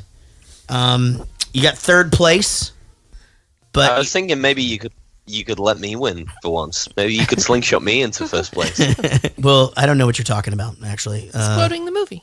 Oh, I know he is. Hilarious, Daniel. Jesus Christ. And I will. You are a winner. You're a fucking winner, dude. All right, guys. Y'all have a fantastic rest of the night, okay? Thanks, guys. Right. Bye-bye. Bye. Come back here. But something looks wrong. I mean, he's running around like he's on fire. Oh my God, help me! I don't want to die! Oh, stop, drop, and roll! You're not on fire, Ricky Bobby. I'm on fire! You're not on fire. But I'm not even sure he even knows where he's at right now. This makes us all realize the kind of pressure these drivers are under. Mr. Bobby, come on down here. Help me, Jesus! Help me, Jewish God! Help me, Allah! Ah! Help me, Tom Cruise! But how did he get down to his underwear that fast? Tom Cruise used a witchcraft on me to get the fire off me! Look, your help's coming. Wait a minute. It's Cal Naughton. Again! Please don't let the invisible fire burn my friend! He's jumping on Ricky, trying to put the non-existent fire out. Now that's a teammate right there.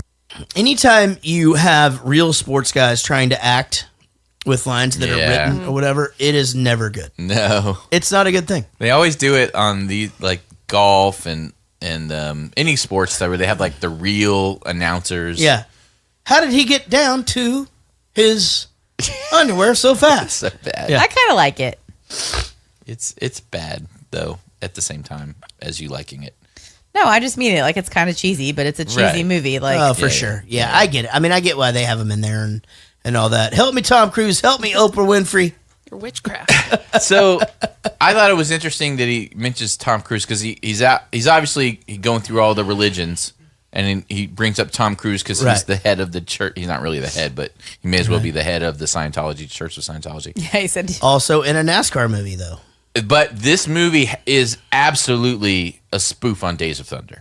Oh, interesting. It has to be. It's the same thing that happened to Tom Cruise. It was all mental. He got in an accident, and he couldn't get out of his head to get back into the racing and stuff. Ah, okay. And he had to overcome that. It's the same sort of story. And he had his nemesis that was against him and everything. And I don't know. It was obviously a spoof Mormon. on Days of Thunder, and then he mentions Tom Cruise and Scientology. I just thought it was cool. Yeah, definitely. And so where did Oprah Winfrey come in? The couch. Yeah. Oh my God, you're right. Holy shit, zinger, Rich. Oh my God. Thank you. I miss the semen in my butt. All right, so then you just flash to the hospital, and she just goes, I want to pull the plug. And he just goes, He's waking up. He's like, he's just sleeping. Yeah, your husband isn't dying. He's taking a nap. He's just fine. And then Cal tries to suffocate him with the pillow. Yeah, and then, okay, so we missed that part. No, that was at the end. That's at the end. At the end, yeah. We saw that at the end, the outtakes. Yeah, Oh, in exactly. the outtakes? Mm-hmm. Yeah, we saw Cal. It was in my version. We saw Cal come in and go, man, I got to tell you, I did a full spread in Playgirl magazine. Yeah. I haven't spread my butt cheeks and everything. That was the whole thing. That was all in mine. Was his name Mike Honcho? Yeah, that's it. Yeah, and then Casey noticed that when he comes in to do the slingshot at the end, he goes, well, looky there, old Mike Honcho or whatever. Yeah. Oh. It's fucking really cool. So, and then we see the wheelchair basketball game, and they're just like, come on, give it to us straight or whatever. Oh, no, he's fine. And he found that in the people. hall. Yeah, he found that in the hallway. Yeah. It's psychosomatic. Start fire with your thoughts. Yeah, exactly. Is that what he means? Yeah. You can find his thoughts. He's telling you the truth, man. It's all in your head. You sick sons of bitches. I mean, you walk in that door on your two legs, all fat and cocky, and looking at me in my chair, and you tell me it's all in my head? I hope that both of you have sons, handsome, beautiful, articulate sons who are talented and star athletes, and they have their legs taken away. I mean, I pray you know that pain and that hurt. Don't you put that evil on me, Ricky Bobby. Don't you put that on us. You are not paralyzed. I am so paralyzed. No. Rough on him now. No, he needs to know. Okay. He's always crying. Tough love it is. Tough love. Wake up, idiot. You want to know what I am? You want to see what my life is? Don't do it. You want to see what's going on here? Don't you stick that knife in your leg. Oh, sound. Cal says, "Don't you put that knife in your leg." Oh my God, that was delivered perfectly. It's just like, that scene to me is just like, you will eat that dog poop. I will not eat the dog poop. You will eat it. What's that No. from? That's from Anchorman. Oh, okay. He has like that fucking scene and everything. Then he eats the white dog shit in Step Brothers. You're right. It's all the same movie. Yeah. Have you ever accidentally stabbed yourself? Well, I shot a 16-penny nail through my thumb. Ooh. With a nail gun. Did it heal? It is now, but my tip of my thumb's still kind of numb all the time. But yeah, I shot it like right through the nail and pulled it out myself and everything. I cut the tip of my finger off with some very sharp, newly sharpened hair cutting scissors. Oh, really? Mm-hmm. Is it still off? No, actually, it kind of grew back in a weird way, but I have a scar and some Do you have nerve a damage on the fingerprint side. I just have, you can see the scar. So I was closing the bar at Bennigan's and listening to Stone Temple Pilots, and you know Dead and Bloated, where it's just the voice at the beginning. It's like, I am. So it does that, and then it kicks in. Dun, dun. Well, I moshed in the bar, and I slammed my hand down as hard as I could slam it down. Yikes. And it went right into a Bailey's bottle pour spout. Oh, no. And I hit it. It went in my hand, and I picked up my hand, and the bottle came out of the well and was hanging on my hand for a Holy second, shit. and then fell out. I still have the hole; it's right there. But yeah, and I could see the white meat. Like I could look in there; it was just a big, huge hole, and I could see all the white meat, and then it slowly trickled in blood. Yeah, it was. My cousin, when she was in college, out in College Station, and she had come to visit, and she still blames me because I was making guacamole for us, and she was trying to learn how to pit an avocado, right? Ooh. So I did it. I showed her how. I'm like, you just do this and you turn it, right? Slam the knife on there. Whatever, no big deal. So a month later or so, she's at home and decides she's gonna pit this avocado, and the knife slips and goes through the avocado and through her hand. And then whenever she pulled it out, she saw the blood, passed out, hit her head. Oh no. Wakes up, calls her mom. She had to go get it was a puncture wound, but she had still to go to the hospital. Yeah. Her mom doesn't know what to do, and instead just sends out mass text messages to the family that just says Rachel stabbed at hospital. Oh no! And this is including to her husband, who's at work and has no fucking idea. So we all think she's clearly been stabbed. She's home alone, but it was just literally avocado knife through the hand, pass out, hit the floor. Hilarious. Not a lot of good details from the family. Wait, hold on. Just a second. Let me make sure I got this straight. Are you asking me for a divorce? Yay! 2 Christmases! Cal, how could you do this to me, man? Ricky, your marriage was a hollow shell. It was a cruel charade. She just gave me a 411 on the whole deal. And you know what else? You never let me win one time. I thought we had a good thing going. Shake and bake. You're doing great. You just keep it up. Keep it up. Keep it up. And Mr. Dennett told me that it's my time now. Mm-hmm. Oh, really? That Shake and Bake is dead. And we just came up with a new nickname. Oh, no, it's so good. We got a new nickname. So the Magic Man. Now you see me.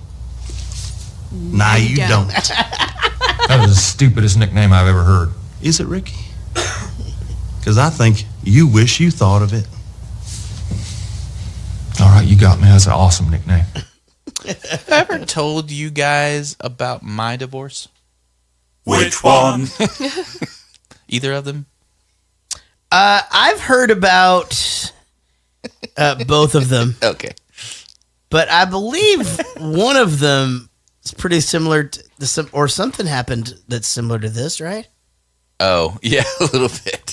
Well, yeah, but I brought that up while we were watching. I just go, what point in the podcast does Rich say, oh, no. You never leave the house? Yeah, you don't. You never leave the house. That's a thing, right?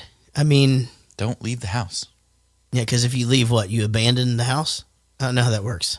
Well, don't worry about it, babe. Until you figure out the thing. Yeah. You got to keep paying for that house. Right. Not living in it. Right. Understood. And if you leave her there with the kids and stuff, and you're out on your own, then the judge could very well go, well, they're used to, we don't want to disrupt the kids. She needs to just stay there, and then you need to pay. You know, it can get stupid. It can get really stupid. Right. Don't leave the house. Okay. Well, you heard it here first from the voice of reason in all things. Me and Emma were there he is. Okay, wait, hold on. Do you blow or do you not blow? Ooh. Me personally? No. Oh. I mean, you get pulled over. Oh. Blow or no? I don't know. I'm so... First of all, I'm going to make sure I don't get into that situation. Yep, that's not what I said. Right. B, I don't know. This has been something that's really sort of been on my mind a lot in the past is, what should you do? Should you refuse it or should you not refuse it? I know people have done both, and they generally have the same outcome. Oh, okay. Yeah, I don't think it matters. Because otherwise, if you refuse to blow, they arrest you immediately, and then they can just get a blood test. We need to start But the blood test is an hour But or it so depends later. on how long it takes them to get all of the documentation to get the blood. But it's kind of a myth that like an hour later that your alcohol content's going to be lower. Sometimes it's like more. In my my job, they were looking to do which one? I only have one job. Oh, sorry. Electronic signature. They were looking to do electronic signature for like in the cars with the DPS, so they could get judges to sign immediately, so they wouldn't have to go get paper and do faxing or anything like that. It's just literally because they have to go to the judge's house. So is that judge a thing wakes now? up, he looks at his phone, he presses sign, and he goes back to sleep. Is that a thing now? We didn't end up doing it. I don't know if they ended up doing it with someone else or whatever, but we didn't end up working with them. 1, 2, 3, 4, 5, 6, 7, 8, or 9, 10, or 11. It's the Richter scale again. Leslie Bibb. Is it Leslie or is it Leslie? Anyone know? Leslie or Leslie? I think they're the same name, only interchangeable. Got it. All right. Anyone want to guess my score for Leslie Bibb? I'm going to go... 7-9. Like the whole thing, right? Yep. I'm going to go 7-6. Okay. 6-4.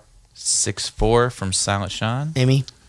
6-7. 6-7. This is Leslie Bibb, the blonde, right? Yep. All right. Hair, I give her a 9. Eyes, 9. Nose, 11. Mouth, 9. Face, 10. Arms, 11. Boobs, 3. Waist, 11. Ass, 10. Legs, 11. Overall, I give her a 9. That's a 9.3. Holy Wow. shit. Wow. I think she's hot. Yeah, shit, that's a big score from you. Yeah, I even gave her a 3 for boobs, and she still got a 9.3. Well, man, good job, Leslie. Bibb. What you're saying is you'd like to be her bib. That's not what I'm saying. No, you weren't saying that. No. Sorry. Okay, that was gross. Where'd stock car racing come from? What? Hey, stop doing that! How'd stock car racing get its start? Bootleggers during Prohibition. They had to have cars fast enough to outrun the feds, and they started racing each other. That's right. If I was right, why'd you throw another bucket on me? I filled up 3. Now, there's nothing like driving to avoid jail. Nothing hones your mind and your instincts like necessity. So I taped a kilo of cocaine underneath the car and called the boys in blue. Now, the way I figure it, you got about 2 minutes before they show up, and you do 5 to 10. So, what's it gonna be? Fear or prison? Man, what the hell are you talking about? Real simple, son. Cops are coming. There's a kilo of Colombian Bam Bam under the car. Time to be a man. You got hair on your peaches or what? Kidding, are you? I'd have been like, that's your car. Right? 100%. You know, like, I really don't care. In fact, I'm going to get back to enjoying my wet nap that I'm having right now. In your name. Yeah. I don't have anything to do with any of this. So let's go over this, though. NASCAR started from bootlegging. Mm-hmm. They took regular cars and they souped them up so they would go faster and outrun the police officers. That's correct.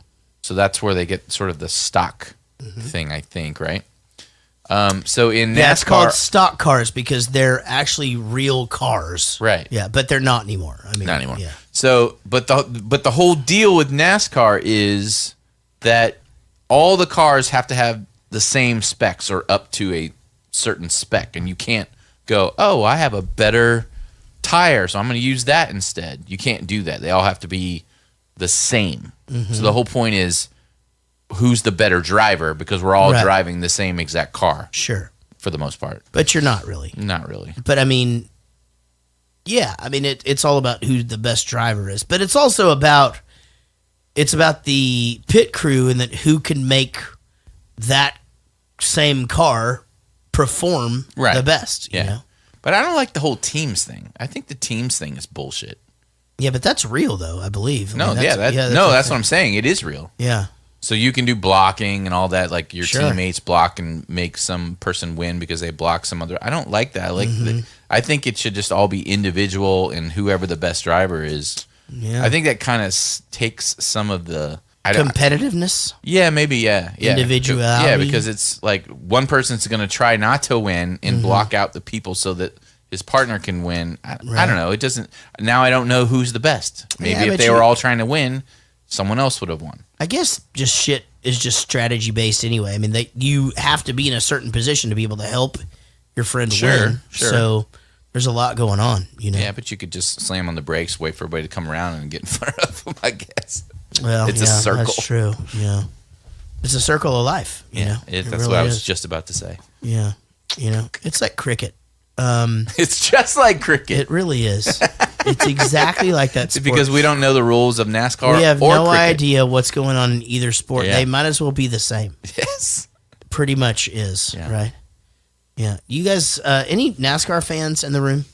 I was just about to say I have no idea any of the rules. I didn't know that was a thing. Yeah. Yeah. I didn't think there were rules at all. So then they go for a gourmet meal in a real special place, and that place is Applebee's. And Casey and I, Applebee's holds a real special place in our heart because and this has only happened, I think, 2 times. Well, actually, when we were dating, we used to go there for the late appetizers or whatever, right? And we could drink till 2 there.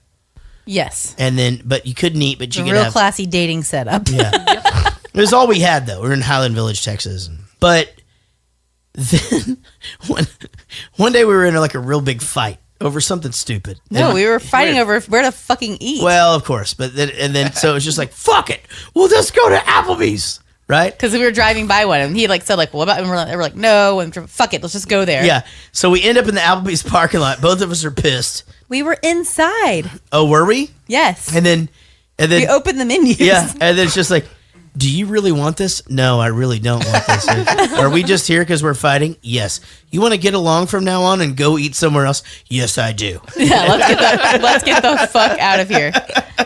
So we got the hell out of it. But you know what? Applebee's is pretty good. I don't have at 2 a.m. with half-price appetizers. That is it. $10 drafts. Yes. That's right. Well, they managed to stay in business where Bennigan's did not, so. I know, and Bennigan's was the shit. I loved Bennigan's. God damn it. I loved I had no feelings about Bennigan's. I was a big fan.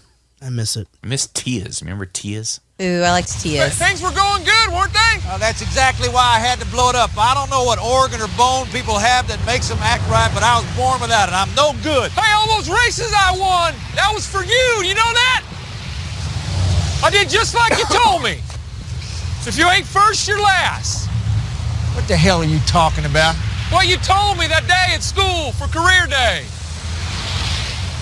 You came in and you said, if you ain't first, you're last. Oh, hell, Ricky, I was high when I said that. I mean, that doesn't make any sense at all. You're first, you're last. You can be second, you can be third, fourth. Hell, you can be fifth. What are you talking about? I lived my whole life based on that. Well, now what the hell am I supposed to do? Well, that's a $1 million question, isn't it? Come to you with empty. Good luck to you, son. P.S. When he told him that, he also had a bumper sticker on his car. That's what I was about to say. I know that too. Yeah. So that's where he got it. I Maybe mean, he just didn't remember that he got it. Well, eventually. Well, he goes, that doesn't make sense, but he clearly bought the bumper sticker, put it on his car, or he had it for a while, and somehow put it off, or took it off there. Exactly. Yeah, Have you ever had something someone told you early on that stuck with you like this? Oh, and like later on? No, just out? like someone told you something early on in your life, and it just stuck with you, and you always think about that saying or that motto or that mantra. 100%. Okay, what is it? Hold an aspirin between your knees. Always take the money. Oh, yeah, I've heard you say that before. You always take the money. So it's like anytime somebody's like, hey, I don't know if this is right or yada, yada, you just take it because you can always give it back. But getting it later is a pain in the ass. Yeah, I did that with my second job in the tech industry. They offered me stock options. Yeah. Or a raise. I took the raise. You always take the money. Stock was bullshit. Never happened. Yeah, exactly. So it's right there. There's the money. Just take it. Yeah. So yeah, that was a big lesson for me. If I'm being like completely honest, I mean, I don't fucking live my life like that, but I sort of do. It's fine if you take the money. No one's gonna think badly of you. Yeah, fucking take the money. It's okay. Yeah. How about you? Actually, it's funny because farting in the marriage was one of the big things. So I don't know if I've talked about. I was married once and I got a divorce. Which one? The first one. And she said something to me like, "Oh, I know this story." She said something like, "You treated me like a roommate or something, like farting, and it robs the romance out of the marriage." That's what you said to me. Stuck to me. You said that robs the marriage during the farting clip that we put out on Facebook. Yeah, and Amy wanted to jump in on this conversation. By the way. Yeah. It does not take the romance out. It No. puts the humor in. It puts Exactly. the humor in. gotta Is there laugh. humor in romance? I think there can be both. Okay. Yeah. Because agreed. Derek and I, there's like the romance part, and then there's like How the long you best been friend married? part. 8 years. Okay, you're right at that Like, cusp. we're- Yeah, if you get past this year, you're good. Yeah. No. She I literally can't get has past like this a year. like a It's 7. her okay. house is Yeah. it's like this beautiful house, everything's put together immaculately. It's like, and she has this sign like in their living room, like one of those like, beautifully like cursive Calligraphy. motivational Etsy signs that just says, "I love you so much, I would smell your farts." Yep. And It does. you don't see it till you see it, and then it's You just actually there. have It's to really like big. look to because you ignore Well, that the shit. font is kind of so pretty, you can't Yeah. really like you just Right, glance yeah. at it, and Yeah, so and you, it's not you can tiny. tell It's when like somebody it's like reads the it. center of her Yeah. main wall in her It's living room. Yeah, it's like our family thing. Yeah. I love the needlepoint that's like that with like cuss words in it. Yes. We've got one of those downstairs. Oh, it's fake cuss words though. What do you mean? So I have a song where Flarn? I say the most fake cuss words. So I wanted to write a dirty song, but not say any curse words. Uh-huh. So it's like, ain't that a bee with an itch? That a bee with an itch. Mother trucker.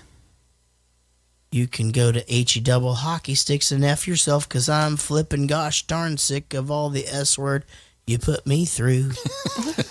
So F you. And Diane Small cross-stitched that thing for us.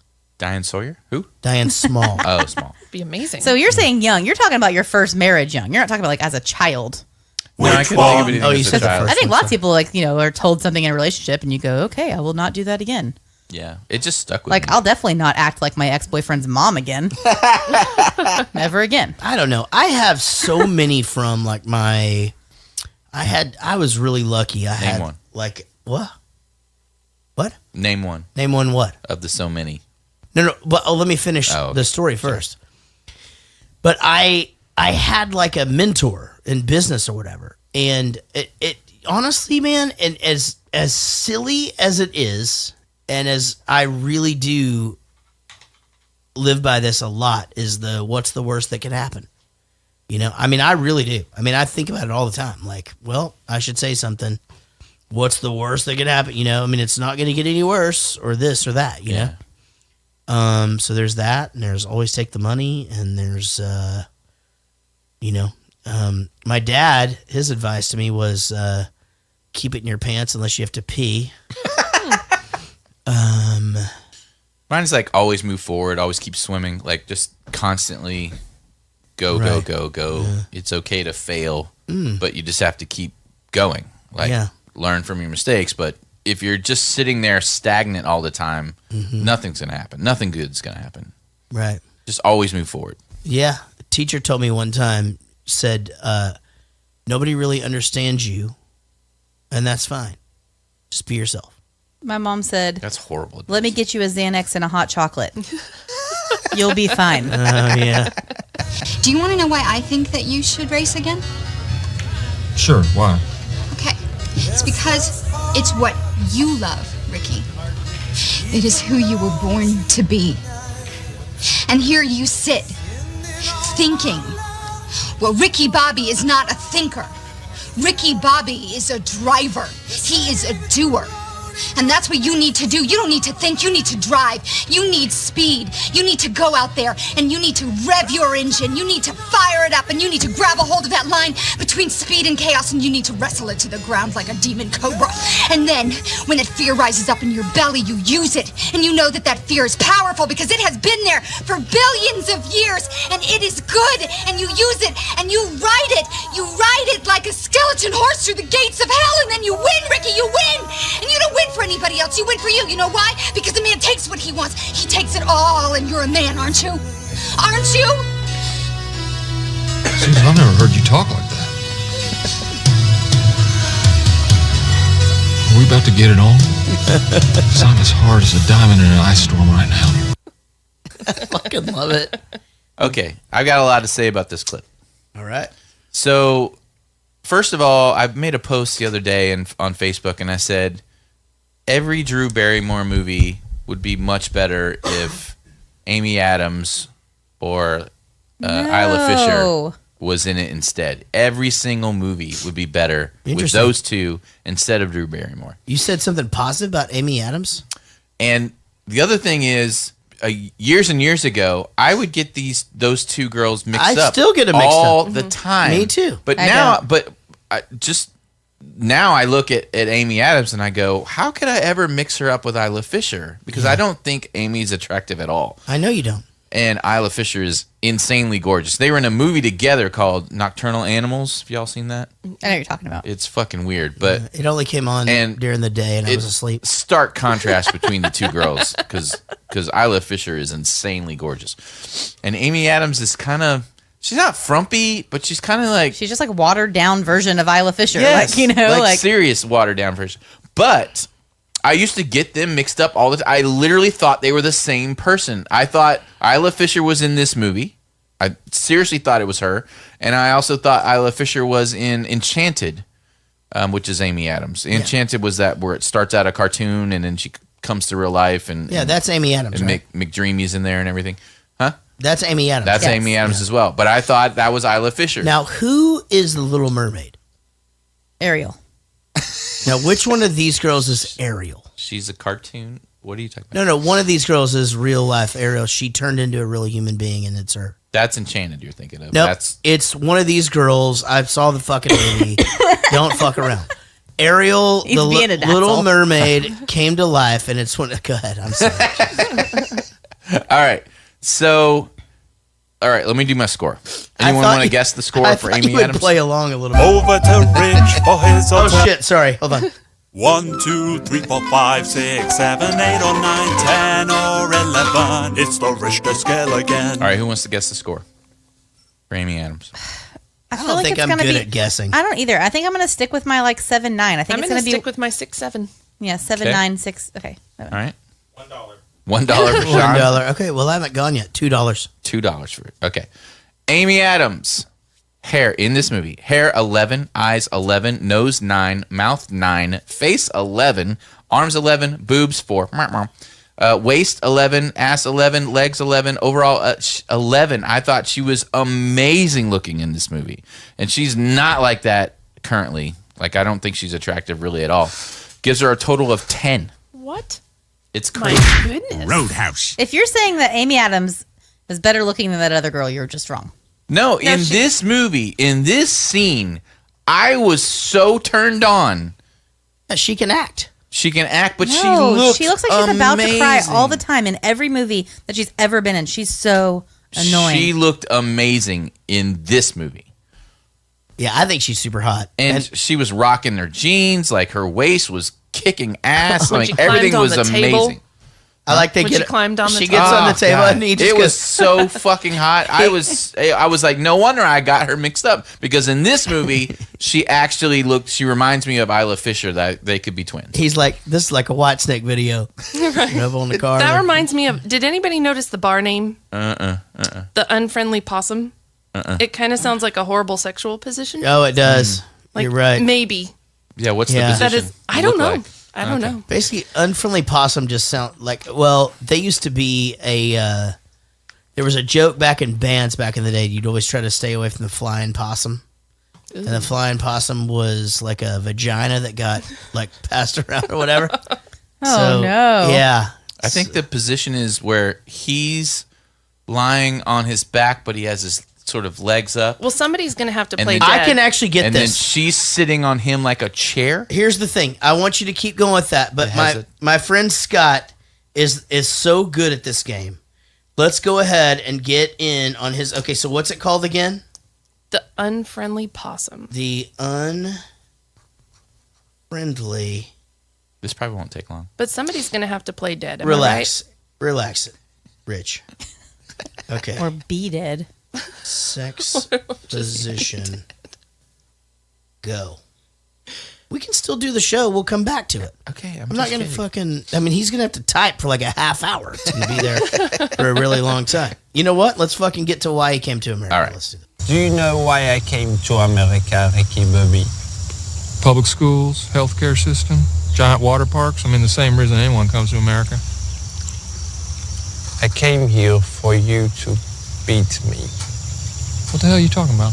My husband Gregory and I wish only for that which every other couple wishes for. To tame Komodo dragons in Sri Lanka and teach them to perform Hamlet. But before I can do that... That's dumb. It's not dumb. It's just dumb. Why is it dumb? I don't know. But before I can do that, I must be beaten by a driver who's truly better than me. So you gonna lose to me on purpose? No. No? No! I will battle you with the entirety of my heart. And you will probably lose. But maybe, just maybe, you might challenge me. That part was totally ad-libbed when he goes, "That's dumb." And he's Yeah. like, "Why is it dumb?" Yeah, but we got a different version of that too. Oh, really?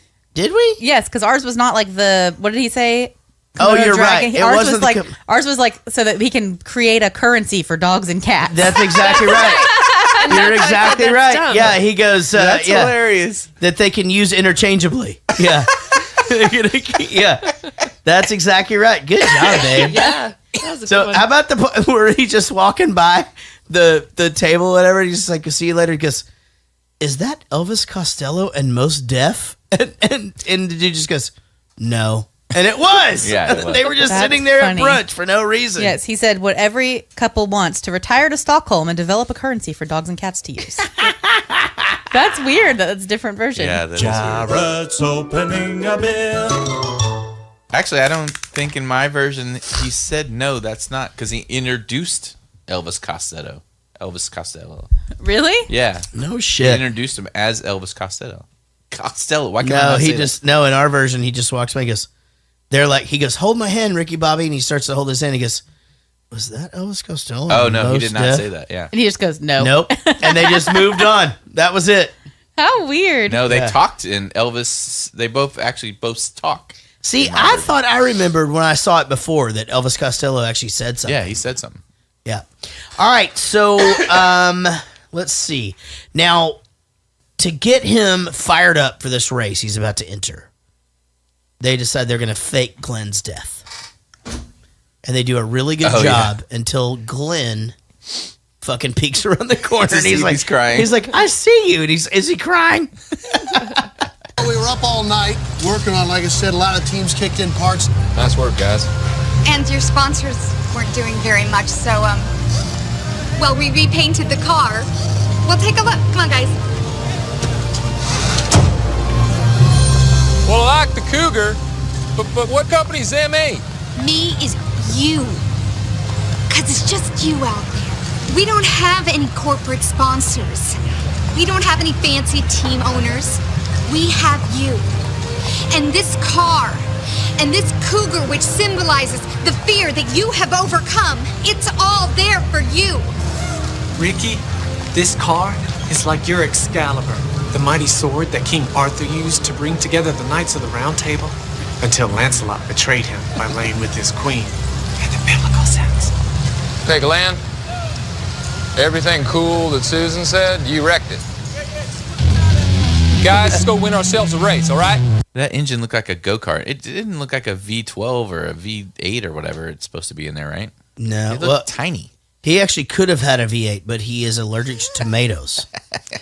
So they said he didn't have any sponsors, but they closed the lid, and there's 1,000 different companies, That's Goodyear, exactly what Jared said. Nextel, all on the side and on his jacket thing. yeah, so he said. So I just picked up on that too, and I was going to say that.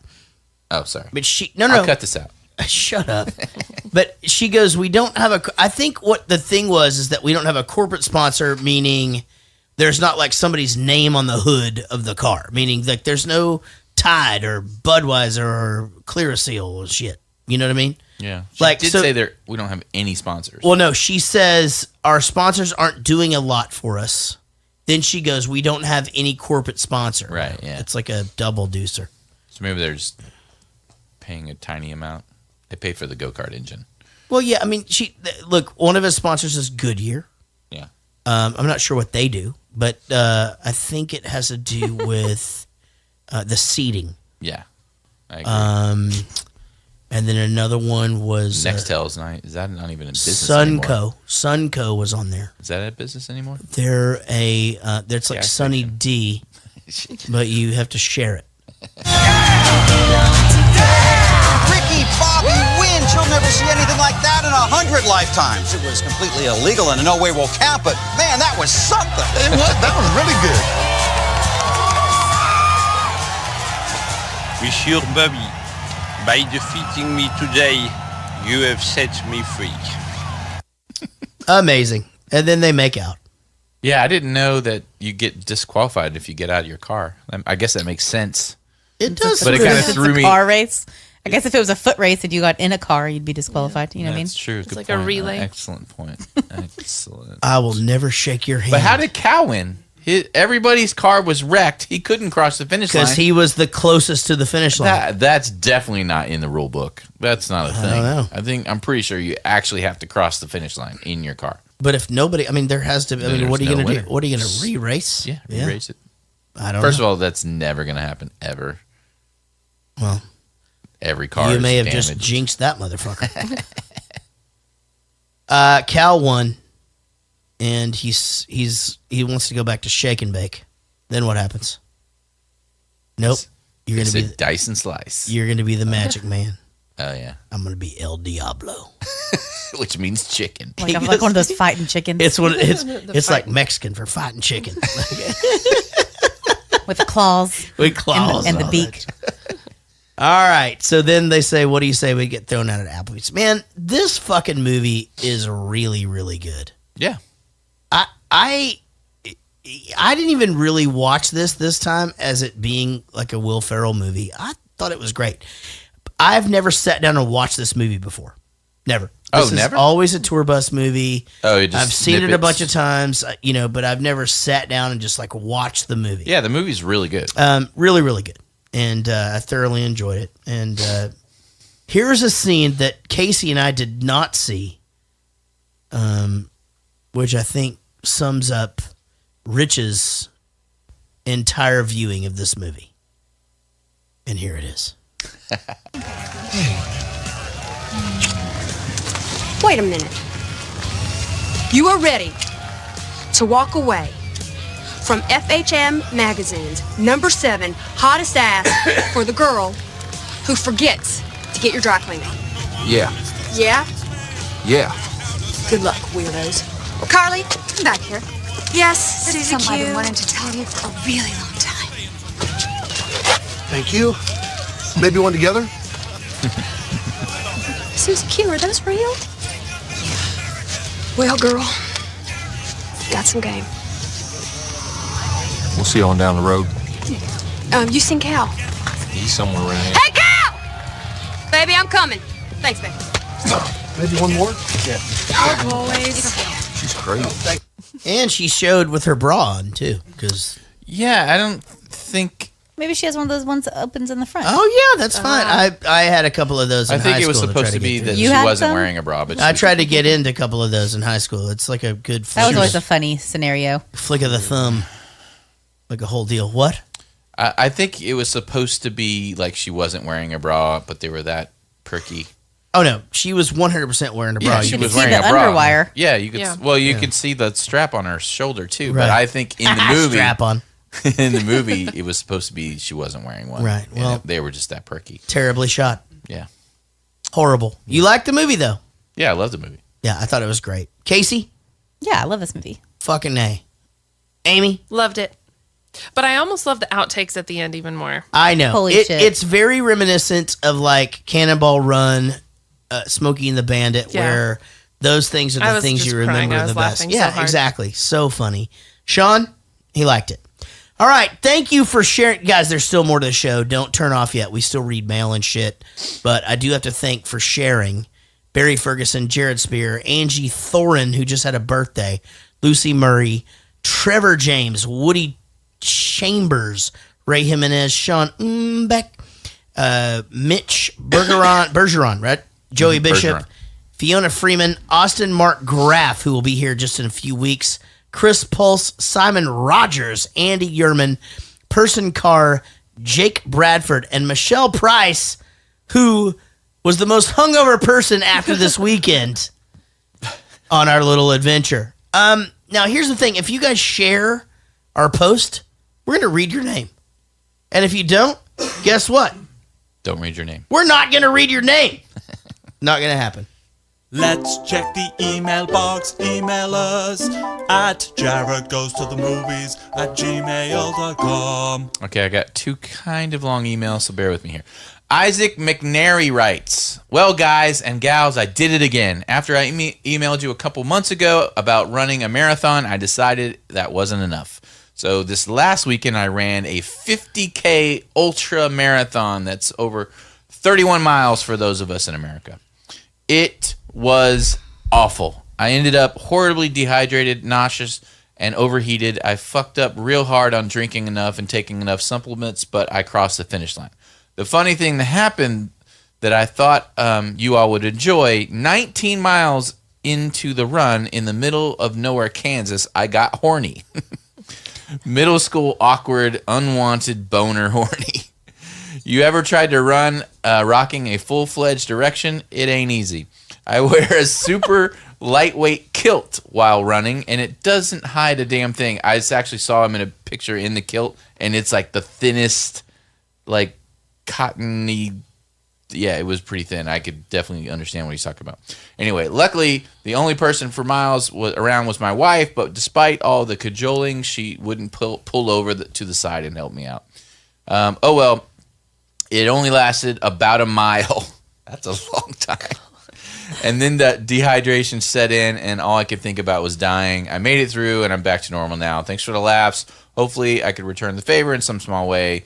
It's all I've got to work with. So he was running a marathon and got a boner for a mile. Let's say he runs a 7-minute mile. Yeah. Isn't that when you have to see a doctor after like 7 minutes? I think it's 4 hours. 4 hours. 4 hours. Yeah. Well, that's for you guys. I don't know. For me, it's 7 minutes. Holy shit. I mean, first of all, 50 fucking miles. Jesus Christ. No, 50K. 31 miles. 31 miles. 31 miles. That's a flight. Yeah. For Christ's sake. Well, good for you and good for your you boner. flew to Oklahoma City for crying out loud. No, I drove. Oh, did you drive? Yeah. I thought you were going to fly. I think I told that story. I ended up just driving because I had to take the kids to school that day. It was rainy.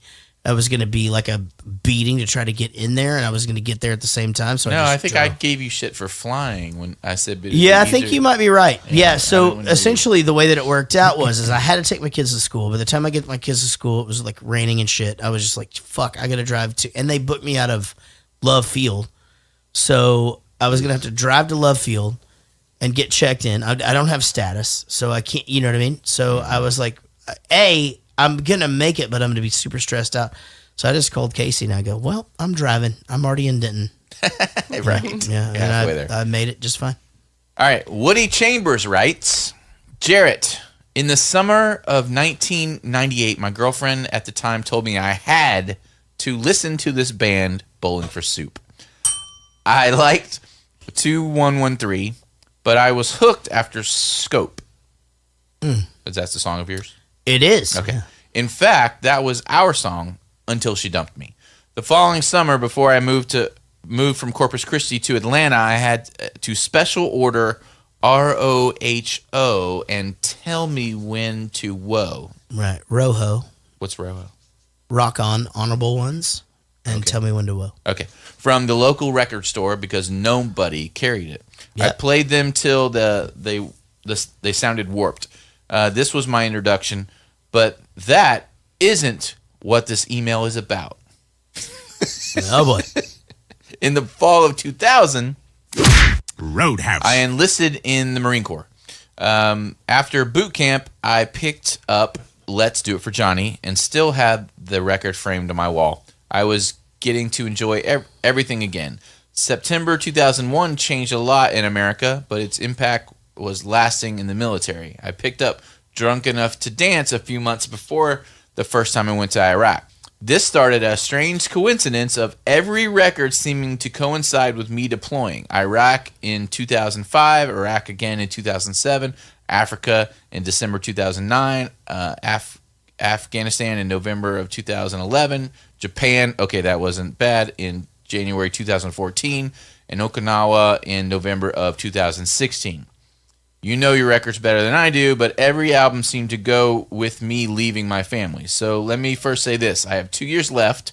Please don't release another album for BFS for at least another year and a half.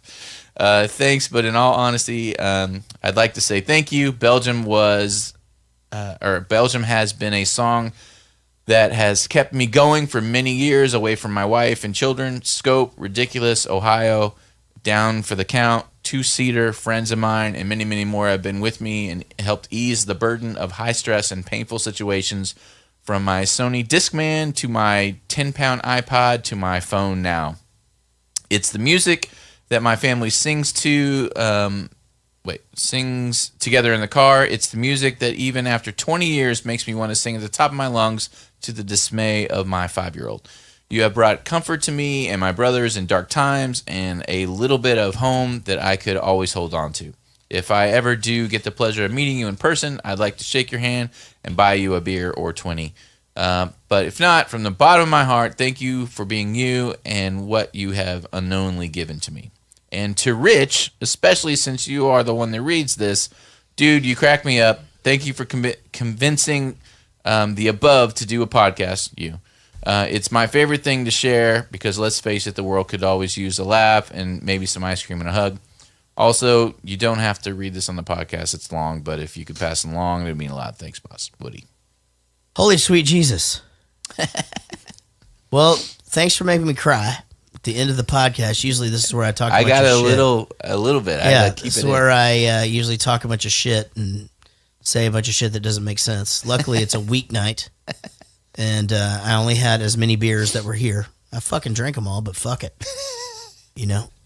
Woody, thank you.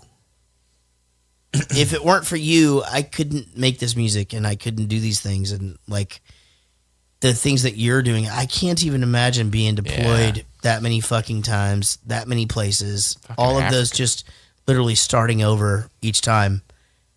So thanks.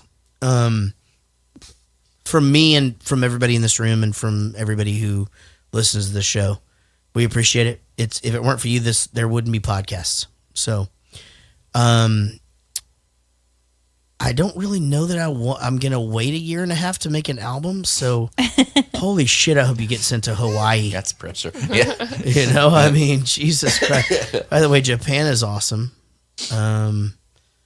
I don't know where he was in Africa. Did he say where he was in Africa? Djibouti? That place sucks. Oh, man, it sucks so bad. There's just like fucking... There's not a lot of places that don't suck in Africa. How do you know that? Because I watch the news. I don't know. Yeah, well, that's not the same. I was in South Africa like when all the shit was going down and like you didn't even know. It was weird. Everybody just ignores it. Like it's happening. You sound like Temporary John. That's what he goes. It was Djibouti. He said he's in the chat room. Was he really in Djibouti? No shit. Does he know that I played there? I don't know. I fucking played in Djibouti, Africa. Then I was at the Russian hotel with the African AIDS-ridden fucking hookers that are in the bar. Holy shit! It's the fucking craziest thing you've ever seen. But he knows you played there. Yeah. Oh yeah, it was a great time. Well, Woody, thank you so very much, dude. And this is Woody. Like Woody? Woody like the, Chambers from the that shit does all the sharing and stuff. Jesus Christ, you're the best. Hey, to everybody who shared the podcast, to everybody who writes in, please send us emails. Try not to make me cry. Like say suck it at the end or some shit. You know? And also to those people who made Talladega Nights, thanks for making this podcast possible. Rich, thanks for making me do this. Yep. Casey, thank you for marrying me. Hey, you're welcome. Amy, thank you for being the best. Thanks for having me here. Silent Sean, well, you can't defend this, so suck it. And to everybody else, we'll see you down the road. Like you more than a friend. But seriously, most of all, we'll see you down the road.